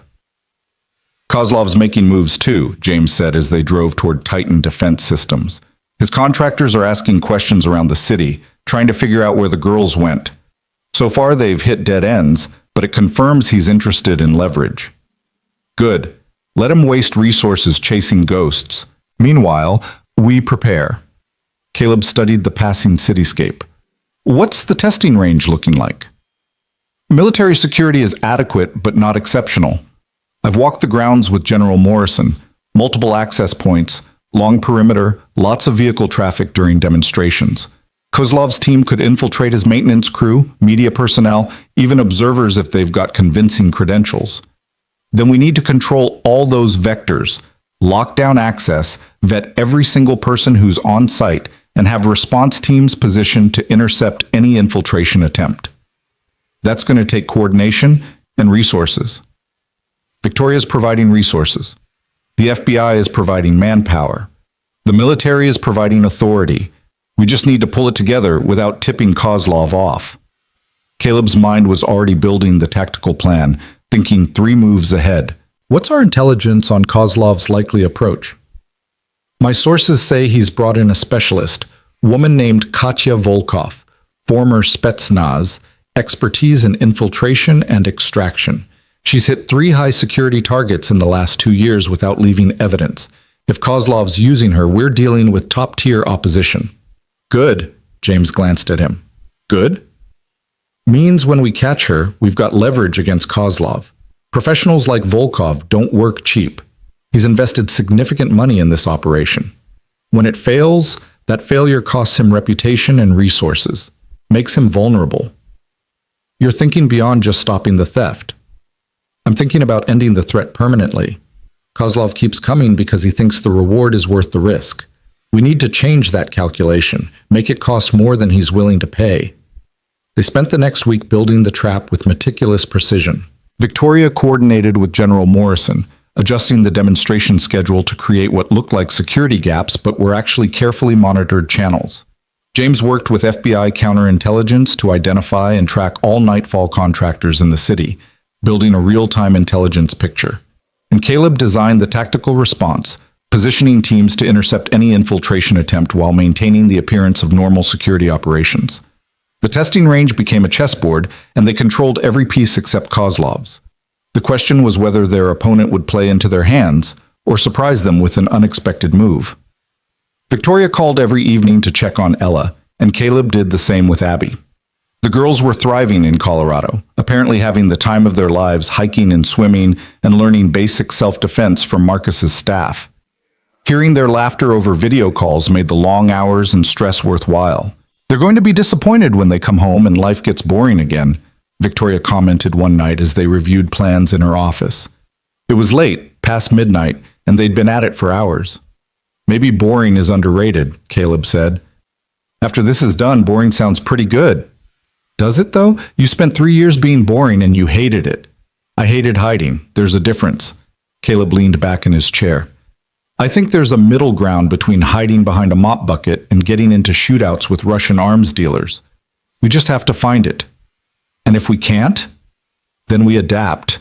Figure it out as we go. That's what survivors do. He looked at her across the desk. How are you holding up? Really? Victoria was quiet for a moment. I'm terrified. I'm angry. I'm exhausted. And I'm determined not to let Kozlov win. Is that enough? It's more than enough. Fear and anger can be useful if you channel them correctly. Caleb smiled slightly. You're tougher than you give yourself credit for. Most CEOs would have folded by now, given Kozlov what he wanted, taken the easy way out. You're fighting. That matters. So are you. You could have stayed hidden, kept your daughter safe through anonymity. Instead, you stood up. Victoria returned the smile. We make a good team, Ward. Yeah, we do. The moment held weight neither of them was quite ready to examine. They'd been through combat together, made life and death decisions, trusted each other with their children's safety. That forged bonds that normal relationships took years to build. But there wasn't time to think about what that meant, not with the demonstration looming.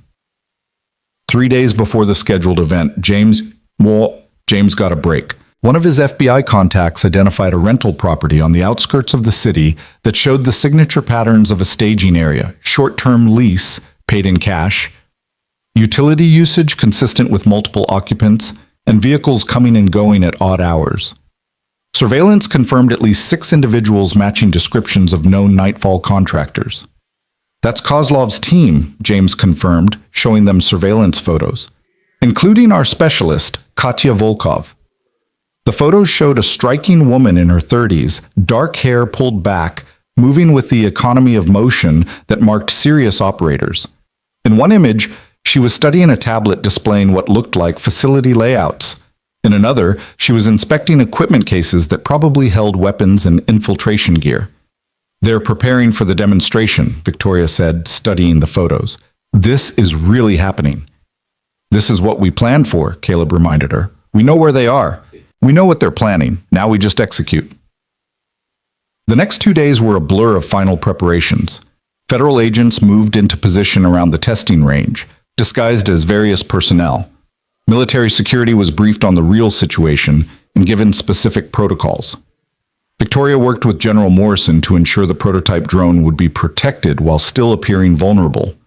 Every variable was accounted for, every contingency planned. The night before the demonstration, Caleb stood in Victoria's apartment.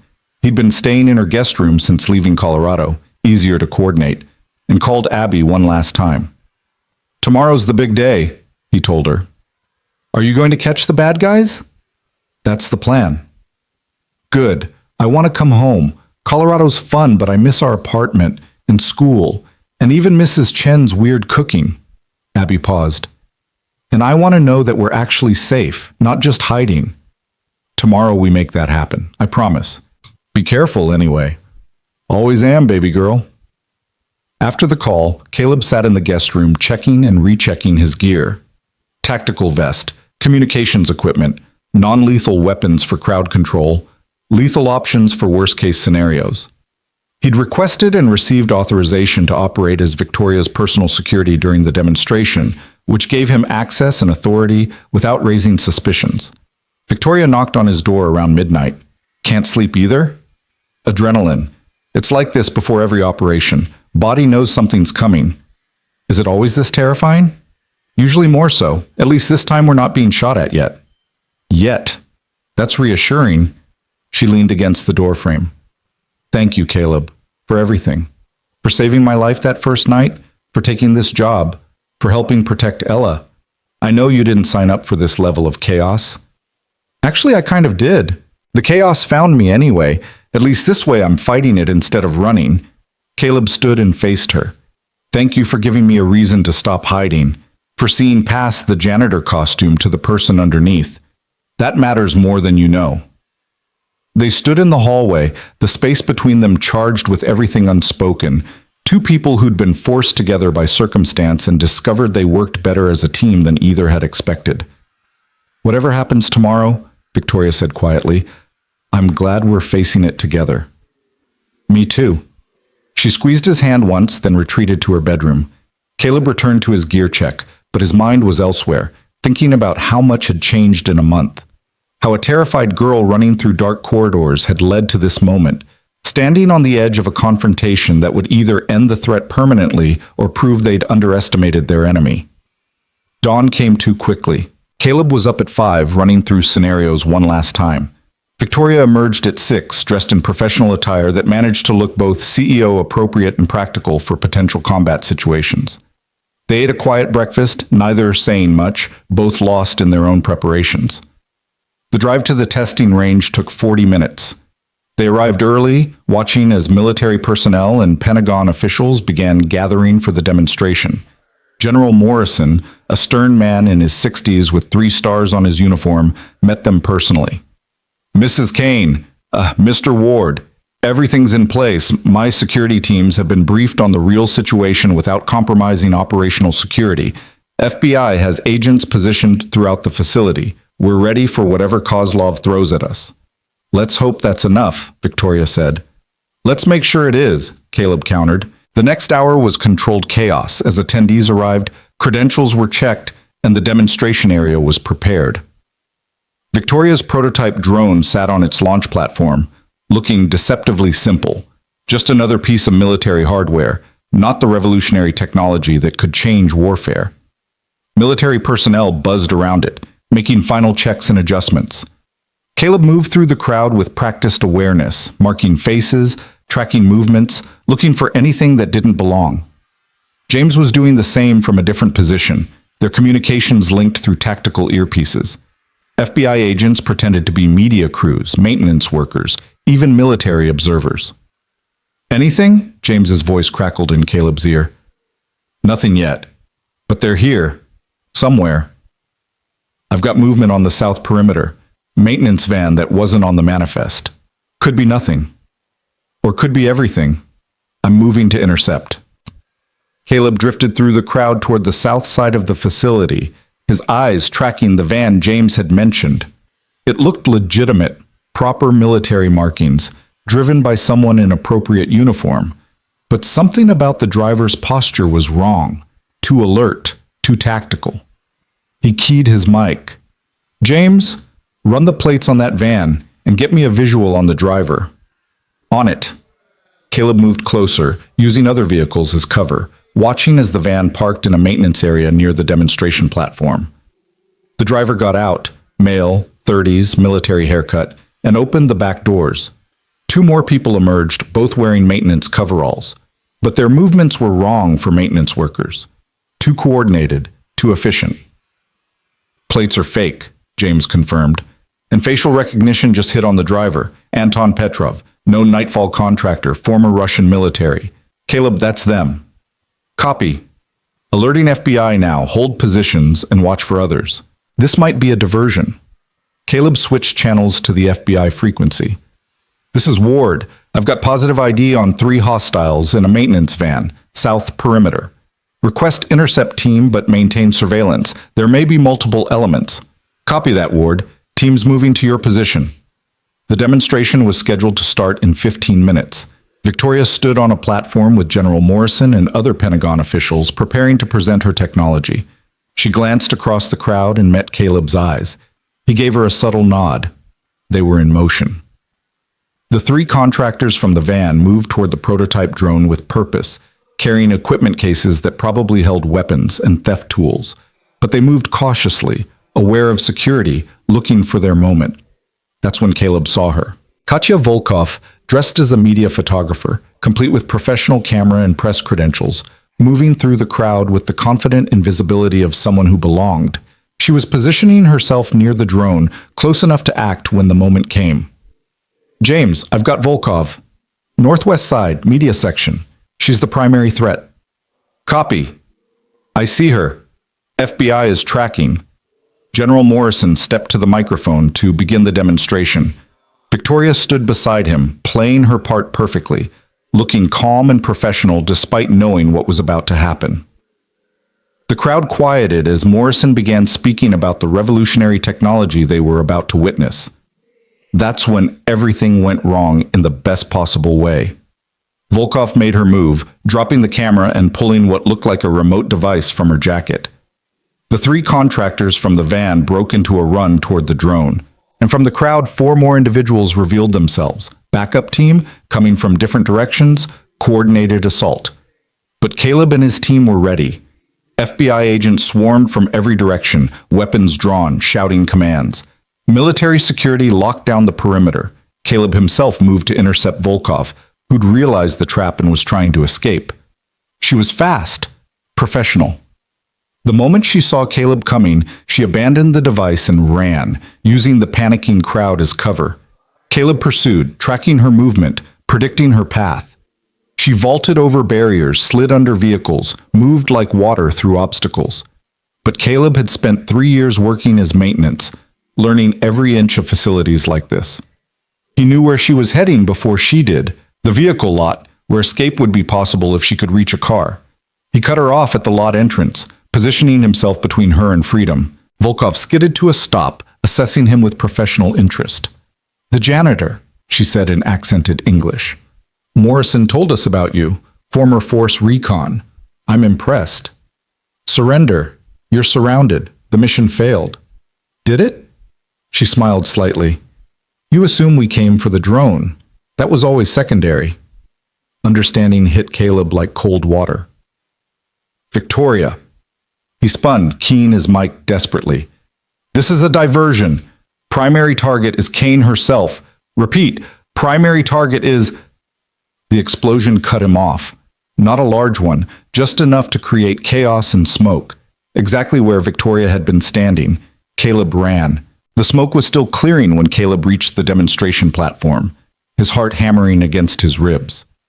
Bodies littered the ground, some military personnel, some contractors, all caught in the blast radius. General Morrison was being pulled to safety by his security detail, blood streaming from a cut on his forehead but alive. Pentagon officials scrambled for cover while FBI agents shouted commands and secured the perimeter. But Victoria was gone. "James!" Caleb's voice cut through the chaos. "Where is she?" Two hostiles grabbed her during the confusion, dragged her toward the east vehicle entrance. Black SUV, no plates. James's voice was tight with controlled panic. "They're heading for the main road." Caleb was already running, his training taking over, calculating angles and pursuit options. The testing range had limited exits, all of which would be blocked by now, which meant Kozlov's team had to have a different extraction plan, something they'd prepared in advance, something that didn't rely on conventional escape routes. "Check the airspace," Caleb barked into his mic. "They're not leaving by road. They can't. They've got a helicopter or small aircraft staged somewhere." "On it."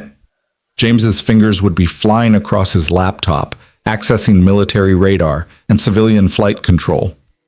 "Got it. Unscheduled helicopter, civilian registration, but the paperwork's fake. Currently on approach to the range's northwest quadrant, unpopulated area beyond the testing perimeter." "That's where they're taking her. I need a vehicle now." A military jeep screeched to a halt beside him, driven by a young MP who looked barely out of training. "Sir, Colonel Hartley sent me. Said you'd need transport." Caleb jumped in. "Northwest quadrant, fast as you can. And radio ahead. I need that helicopter grounded, or I need to be on it before it leaves. No other options." The MP floored it, tearing across the testing range toward the perimeter fence. Through the windshield, Caleb could see the black SUV ahead, driving recklessly across rough terrain, kicking up dust. Behind it, 3 FBI vehicles were in pursuit, but they were losing ground. The SUV had better off-road capability and drivers who clearly didn't care about safety. "They're going to make it to the helicopter," the MP said, his voice young and scared. "We can't catch them in time." "Yes, we can." Caleb grabbed the radio. "FBI units in pursuit. This is Ward. I need you to force that SUV east, away from their extraction point.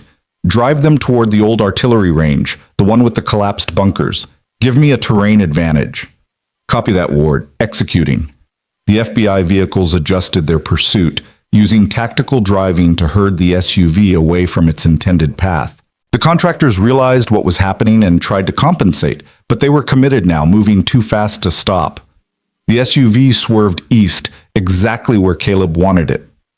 "Kid, you ever do any combat driving?" Caleb asked the MP. "No, sir. Just the training course." "About to get your advanced certification. Cut across their path. I'm going to jump." "You're going to what?" "You heard me. Get me alongside that SUV, passenger side, at about 40 miles per hour, then brake hard." The MP's eyes went wide, but he followed orders, pushing the Jeep harder, closing the distance. Caleb unbuckled, moved into a crouch, muscles coiled. The SUV was 20 feet ahead, then 15, then 10. "Now!" Caleb shouted. The MP swerved alongside the SUV just as Caleb launched himself across the gap. For one suspended moment, he was airborne, the ground blurring beneath him at lethal speed. Then his hands caught the SUV's roof rack, his body slamming against the passenger side with enough force to crack ribs, if not for the tactical vest. The contractor in the passenger seat saw him through the window and raised a pistol. Caleb kicked backward, driving his boot through the side mirror and using the momentum to swing himself onto the roof. The gun fired, the bullet missing by inches, punching a hole through the roof. Caleb pulled his baton, extended it in one smooth motion, and smashed it through the windshield. The driver flinched, lost control for a critical second, and the SUV hit a rut that sent it airborne. They crashed down hard, the vehicle rolling once, twice, coming to rest on its side in a cloud of dust and twisted metal. Caleb rode it out, holding onto the roof rack, then dropped to the ground as the vehicle settled. His body screamed protest, but training overrode pain. He wrenched open the passenger door, now facing skyward, and pulled the dazed contractor out, zip-tying him in seconds. The driver was unconscious, bleeding from a head wound, non-lethal, but he wasn't going anywhere. "Victoria!" Caleb looked into the back seat and found her conscious, battered, but alive. Blood ran from a cut above her eye and her wrists were zip-tied, but her eyes were clear and focused. "About time," she managed, her voice shaky but defiant. "I was starting to think you weren't coming." "Never doubted it for a second, did you?" Caleb cut her restraints with his knife, helped her climb out of the wreckage. "Can you run? Can I have another option?" "Not if we want to live." The helicopter was audible now, close and getting closer. Through the settling dust, Caleb could see it descending toward an improvised landing zone about 200 yards away. Volkov would be there, waiting for her team to arrive with Victoria. When they didn't show, she'd have decisions to make: abort the mission or come looking. FBI vehicles were converging on their position, but they were still 90 seconds out. 90 seconds could be a lifetime in combat situations. "James, where's Volkov?" Caleb spoke into his mic while pulling Victoria toward cover, an old concrete bunker half collapsed but still offering protection. "Lost her in the chaos. She's got to be near the helicopter. Caleb, military air support is 2 minutes out. If that helicopter lifts off before they arrive, it's gone. Then we make sure it doesn't lift off."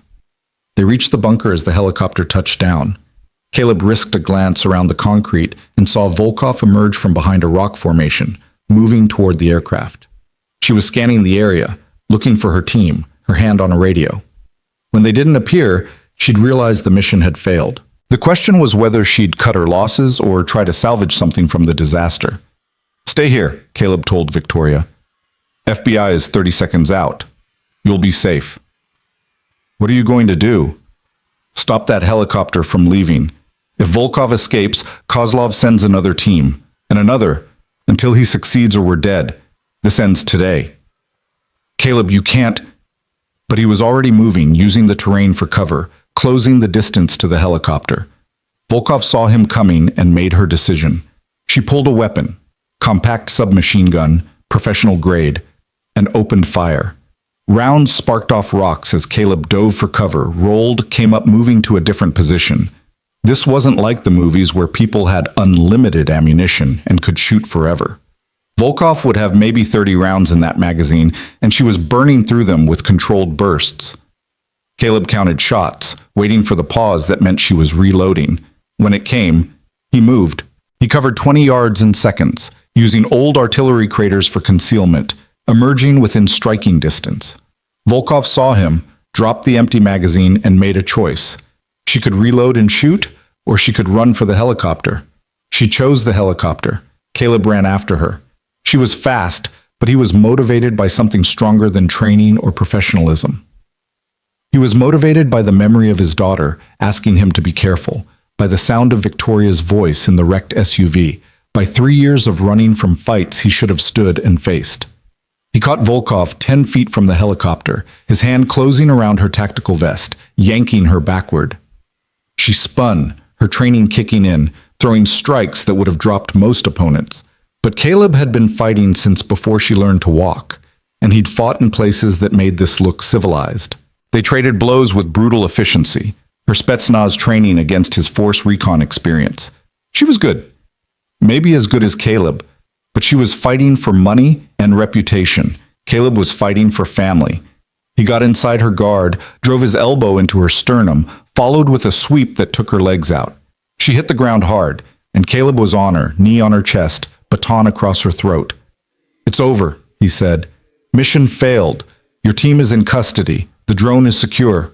All you've got left is a choice. Surrender or don't. But either way, you're not leaving in that helicopter." Volkov stared up at him with eyes that calculated odds and didn't like what they found. Then she smiled slightly. "You're better than Morrison said. He underestimated you." "Everyone does. It's my secret weapon."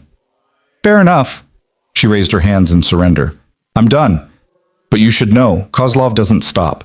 Even with this failure, even with me captured, he'll keep coming. That's who he is. Then we'll keep stopping him. That's who we are. FBI agents swarmed the area, weapons drawn, securing Volkov and the helicopter pilot. Military air support roared overhead, Apache gunships that would have blown the helicopter out of the sky if it had tried to leave. General Morrison appeared with his security detail, looking battered but triumphant. "Mr. Ward, hell of a piece of work." Morrison extended his hand. "I've read your service record. What's not classified anyway? You're everything they said you were." "Just doing my job, sir." "Your job was chief of security. Pretty sure tackling Russian spies and jumping between moving vehicles wasn't in the job description." Morrison's expression was serious. "But I'm damn glad you were here. We'll want a full debrief, but right now I think you've got someone waiting for you." Victoria was being checked by medics near the bunker, refusing treatment until she saw Caleb approaching. When she did, she pushed past the medics and met him halfway, pulling him into a hug that surprised both of them. "You're insane," she said against his shoulder. "Completely insane. Jumping onto moving vehicles, fighting trained assassins. Do you have any sense of self-preservation?" "Not really. It's a character flaw I'm working on." She pulled back, looking at him with eyes that held too many emotions to name. "Thank you for coming after me, for not giving up, for everything. That's what partners do. We don't leave each other behind." "Partners?" Victoria repeated, and something in the way she said it suggested she was thinking about more than just their professional relationship. But that was a conversation for later, when they weren't surrounded by FBI agents and military personnel and the wreckage of a failed kidnapping attempt. The next few hours were a blur of debriefings and statements and official reports. Volkov and her entire team were in custody, their equipment seized, their operation completely dismantled. The FBI was ecstatic. They had enough evidence to build a case against Kozlov's entire organization, enough leverage to potentially bring him to justice after years of operating with impunity. James pulled Caleb aside during a break in the questioning. "Captain Reeves called. Wanted me to pass along a message. Well done, and welcome back to the real world. Whatever that means. It means I'm officially not hiding anymore." "How does that feel?" Caleb thought about it. About the last month. About everything that had changed since a terrified girl ran into him in a dark hallway. Terrifying, exhausting, completely worth it. Good. Because Victoria's already talking about security upgrades and long-term protection protocols. "I think you're stuck with us, Gunny." "Could be worse, could be pushing a mop." "Could be dead," James countered. "But you're not, and neither is Victoria, and those little girls get to come home to parents who are still alive. So yeah, I'd say this is a win." They flew back to the city that evening, Victoria and Caleb both exhausted but unable to sleep. The helicopter ride gave them time to decompress, to process what had happened, to think about what came next. "Kozlov's going to be arrested," Victoria said, staring out at the city lights below. "The FBI has enough evidence now. It'll take time, extradition battles, but he's done. We actually ended it. For now, but James was right. There will be others. Your technology is too valuable. Someone will always want it badly enough to try." "Then I guess I need a really good chief of security. Know anyone qualified?" Caleb smiled. "I might know a guy, though he comes with baggage, traumatized daughter, paranoid tendencies, habit of solving problems with violence." "Perfect. He'll fit right in." They landed at the private airfield near Titan Defense Systems as sunset painted the sky in shades of orange and purple. Victoria's car was waiting, as was her assistant Sarah, with updates that could wait until tomorrow. James had already headed to his office to coordinate with FBI and begin the formal security review that would take weeks. But right now, in this moment, there was just Victoria and Caleb standing on the tarmac, looking at each other with the recognition that something fundamental had shifted between them. "We should go get the girls," Victoria said. "They've been in Colorado for 2 weeks. They're probably going crazy. They're probably having the time of their lives and won't want to come home." "Maybe, but I want them home anyway. I want Ella where I can see her, where I know she's safe, where I can just be her mom instead of the CEO who almost got kidnapped." "I know the feeling." They drove to Victoria's apartment to clean up and make arrangements. While Victoria coordinated the return flight to Colorado, Caleb called Abby. "Dad, did you catch them? Are they gone? Can we come home?"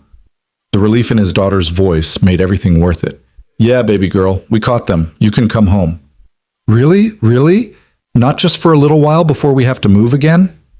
Really, this is home now, for as long as we want it to be. Oh, thank God. I mean, Colorado is cool, and Marcus is great, and Ella and I have been having fun, but I miss our apartment, and I miss you, and I kind of miss Mrs. Chen's weird cooking, even though I said I didn't. Abby paused. Are you okay? You sound tired. I am tired, but I'm good. Better than good. Caleb found himself smiling despite the exhaustion. Listen, we're going to fly out tomorrow morning to get you guys. But tonight, I want you to know something. You were right about hiding not being the same as living, about needing to stand up instead of running away. So thank you for being brave enough to make me be brave. Dad, that's like really deep. Are you sure you're okay? He laughed. I'm sure. Get some sleep. We'll see you tomorrow. Okay. Love you, Dad. Love you too, Abby. More than you know. He ended the call to find Victoria watching him from the kitchen doorway. She sounds happy. She is. They both are. Caleb set down his phone. We did good today, Victoria. We kept them safe. We stopped the threat. We won. We did. Victoria moved into the living room, settling onto the couch with a glass of wine she'd poured for herself and a beer she'd grabbed for Caleb. So why do I feel like we're just getting started? Because we are. This was one battle. There will be others. Different threats, different challenges. That's life when you're sitting on technology that could change the world. Great, something to look forward to. But Victoria was smiling as she said it. At least I've got a good team now. You, James, a security infrastructure that actually works. And apparently I've got a former Marine who's willing to jump onto moving vehicles for me. That was a one-time thing. Next time I'm using a helicopter. There's going to be a next time? Probably not. But if there is, we'll handle it. Together? They sat in comfortable silence, sipping their drinks, watching the city lights through the windows. It felt surreal. Just yesterday, they'd been preparing for a confrontation that could have ended with both of them dead. Now they were sitting on her couch like normal people, planning to pick up their daughters from what amounted to a vacation. Can I ask you something? Victoria said eventually. When did you know you were going to stay? That you weren't going to run again? Caleb thought about it, tracing the decision back through the chaos of the last month. That first night, when Ella ran into me crying about her mom, I looked at her and saw Abby, and I realized I was tired of being the kind of person who'd let fear stop me from helping. Everything after that was just following through on that decision. That simple? That's simple. Not easy, but simple. Sometimes the right choice is obvious. We just have to be brave enough to make it. Victoria nodded slowly. I made a decision today too. When those contractors were dragging me toward that helicopter, and I didn't know if you were coming, I decided that if I got out of this alive, I was going to stop treating my life like it was just about work and responsibility. I was going to actually live it, spend time with Ella, build friendships, maybe even... She stopped, looking uncertain. Maybe even what? Maybe even let someone in. The way Michael used to say I should if anything ever happened to him. He made me promise not to shut myself off, not to let being his widow become my whole identity. But I did anyway, until you showed up and reminded me that life is too short and too dangerous to spend it alone. The implications hung in the air between them, unspoken but clear. They were both damaged people. Victoria with her grief and workaholic tendencies, Caleb with his trauma and protective paranoia. But they'd been forced together by circumstance and discovered they worked. They balanced each other. They made each other braver. I'm not sure I'm the best candidate for letting in, Caleb said carefully. I come with a lot of complications. An ex-wife who's a mess, a daughter who's been through too much, a past that keeps finding me no matter how hard I try to leave it behind. And I come with a company that attracts Russian arms dealers, a daughter who has nightmares about men with guns, and enough emotional baggage to fill a cargo plane. Victoria set down her wine glass. We're both disasters, Caleb, but maybe we're disasters that make sense together. Maybe we are. They didn't say anything else that night. There would be time later for definitions and discussions and figuring out what this thing between them actually was. Right now, it was enough to sit together, alive and safe, knowing their daughters would be home soon and the immediate threat was neutralized. Morning came with sunshine and renewed purpose. They flew to Colorado in Victoria's private jet, arriving at Sanctuary Ridge by mid-morning. Marcus met them at the helipad with a grin. "Your girls are going to be disappointed to leave. They've been running this place like they own it." He led them into the main building. "Fair warning, they've gotten very comfortable with our self-defense training. Abby threw one of my instructors yesterday. On purpose. With correct technique." "That's my girl," Caleb said proudly. They found the girls in the training room, both of them wearing workout clothes and demonstrating moves they'd learned to a delighted group of instructors. Ella saw Victoria first and screamed, running across the room and launching herself into her mother's arms. "Mom, you're back! Did you catch the bad guys? Are we safe? Can we go home?" Victoria held her daughter tight, breathing in the scent of her hair, feeling the solid reality of her alive and well. "We caught them. We're safe. And yes, we're going home." Abby was more reserved with Caleb, walking over instead of running, but her eyes were bright with relief. "You kept your promise. Always do. And we're really not moving this time?" "Really not moving, unless you want to, which would be weird, but I'd consider it." Abby laughed and hugged him, and Caleb felt something in his chest unlock that had been tight for 3 years.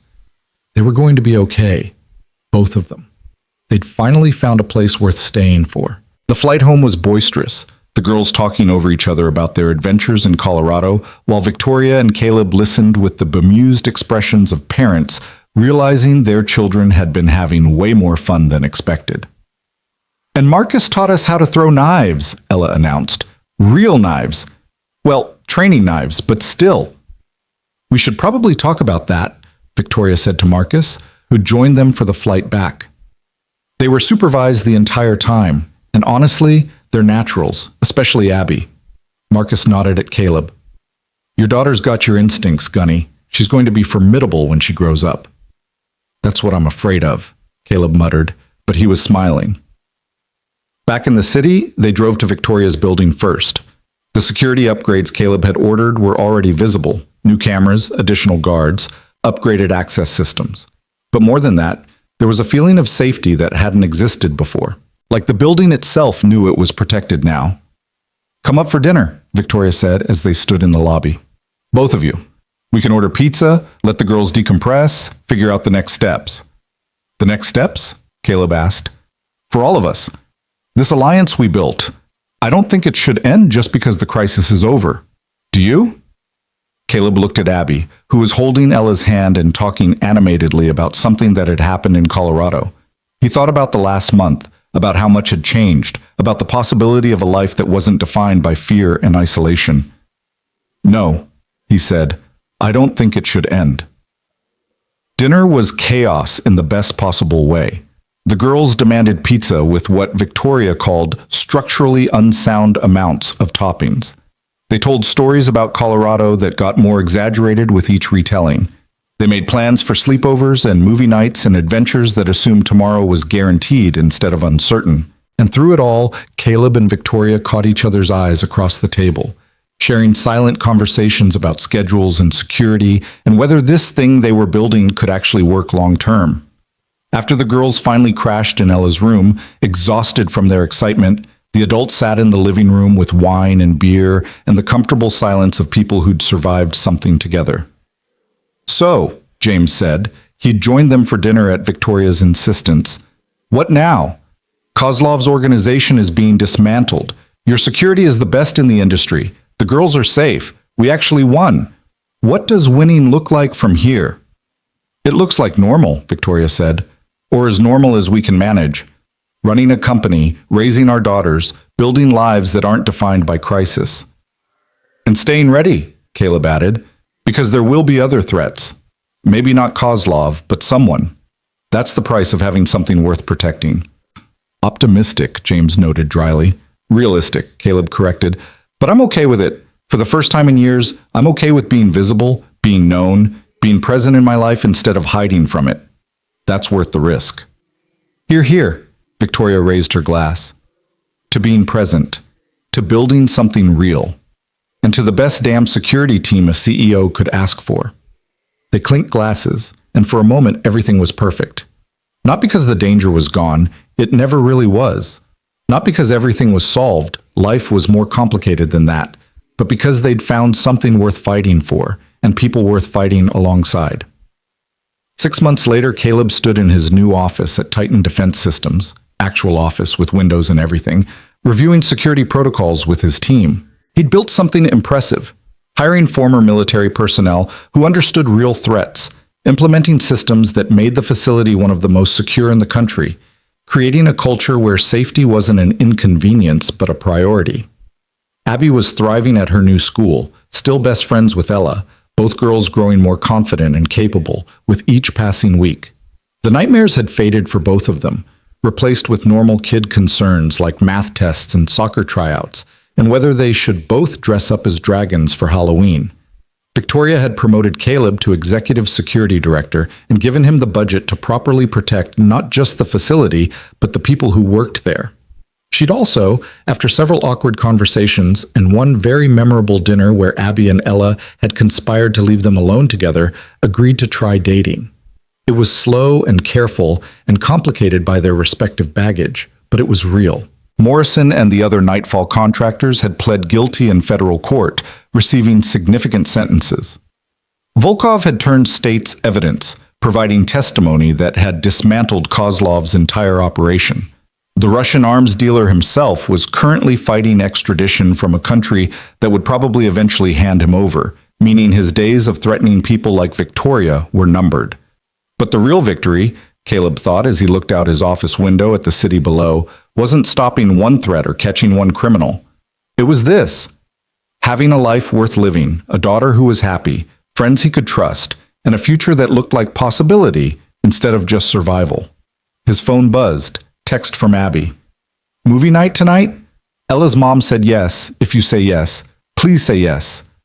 Caleb smiled and typed back, yes, I'll bring popcorn. Another text came through immediately. This one from Victoria. The girls are conspiring again, fair warning. Conspiring to do what? Get us alone together. They're very obvious about it. It's actually kind of adorable. Should we pretend not to notice? Definitely. Wouldn't want to ruin their fun. Caleb pocketed his phone and looked around his office one more time. 3 years ago, he'd been a janitor, invisible and isolated, convinced that hiding was the same as protecting. He'd been wrong about so many things, but he'd learned, he'd grown, and when a terrified little girl had run into him in a dark hallway, he'd made the choice to stop running and start fighting. That choice had changed everything. James stuck his head in the office door. Staff meeting in 10. You ready? Always. Good. Because Victoria wants to discuss expanding our security consulting to other defense contractors. Apparently word got out that we're actually competent at this, and now everyone wants our services. Everyone? Okay, 3 companies, but still, it's a start. Caleb grabbed his tablet and followed James toward the conference room. As they walked through the building that had once been his nighttime domain, he nodded to engineers and executives and administrative staff who all knew him now, respected him, trusted him to keep them safe. The janitor was gone, replaced by something better. A man who'd reclaimed his identity, rebuilt his life, and discovered that standing up to face threats was always better than running from them. In the conference room, Victoria was already waiting, professional and focused, but her eyes warmed when she saw him. Beside her, the chair was empty. His chair now, his place at the table. He took his seat, opened his tablet, and prepared to help build something worth protecting. Because that's what partners did. That's what teams did. That's what people who'd stopped running and started fighting did. They built futures instead of hiding from pasts. And sometimes, if you were very lucky, those futures included daughters who laughed too loud, friends who had your back, and second chances you never expected but absolutely deserved. Outside the conference room windows, the city spread out below them, full of threats and possibilities in equal measure. Caleb Ward was ready for both. And this time, he wasn't facing them alone. The meeting started and life went on. Normal, complicated, occasionally dangerous, but real. Finally, beautifully, undeniably real.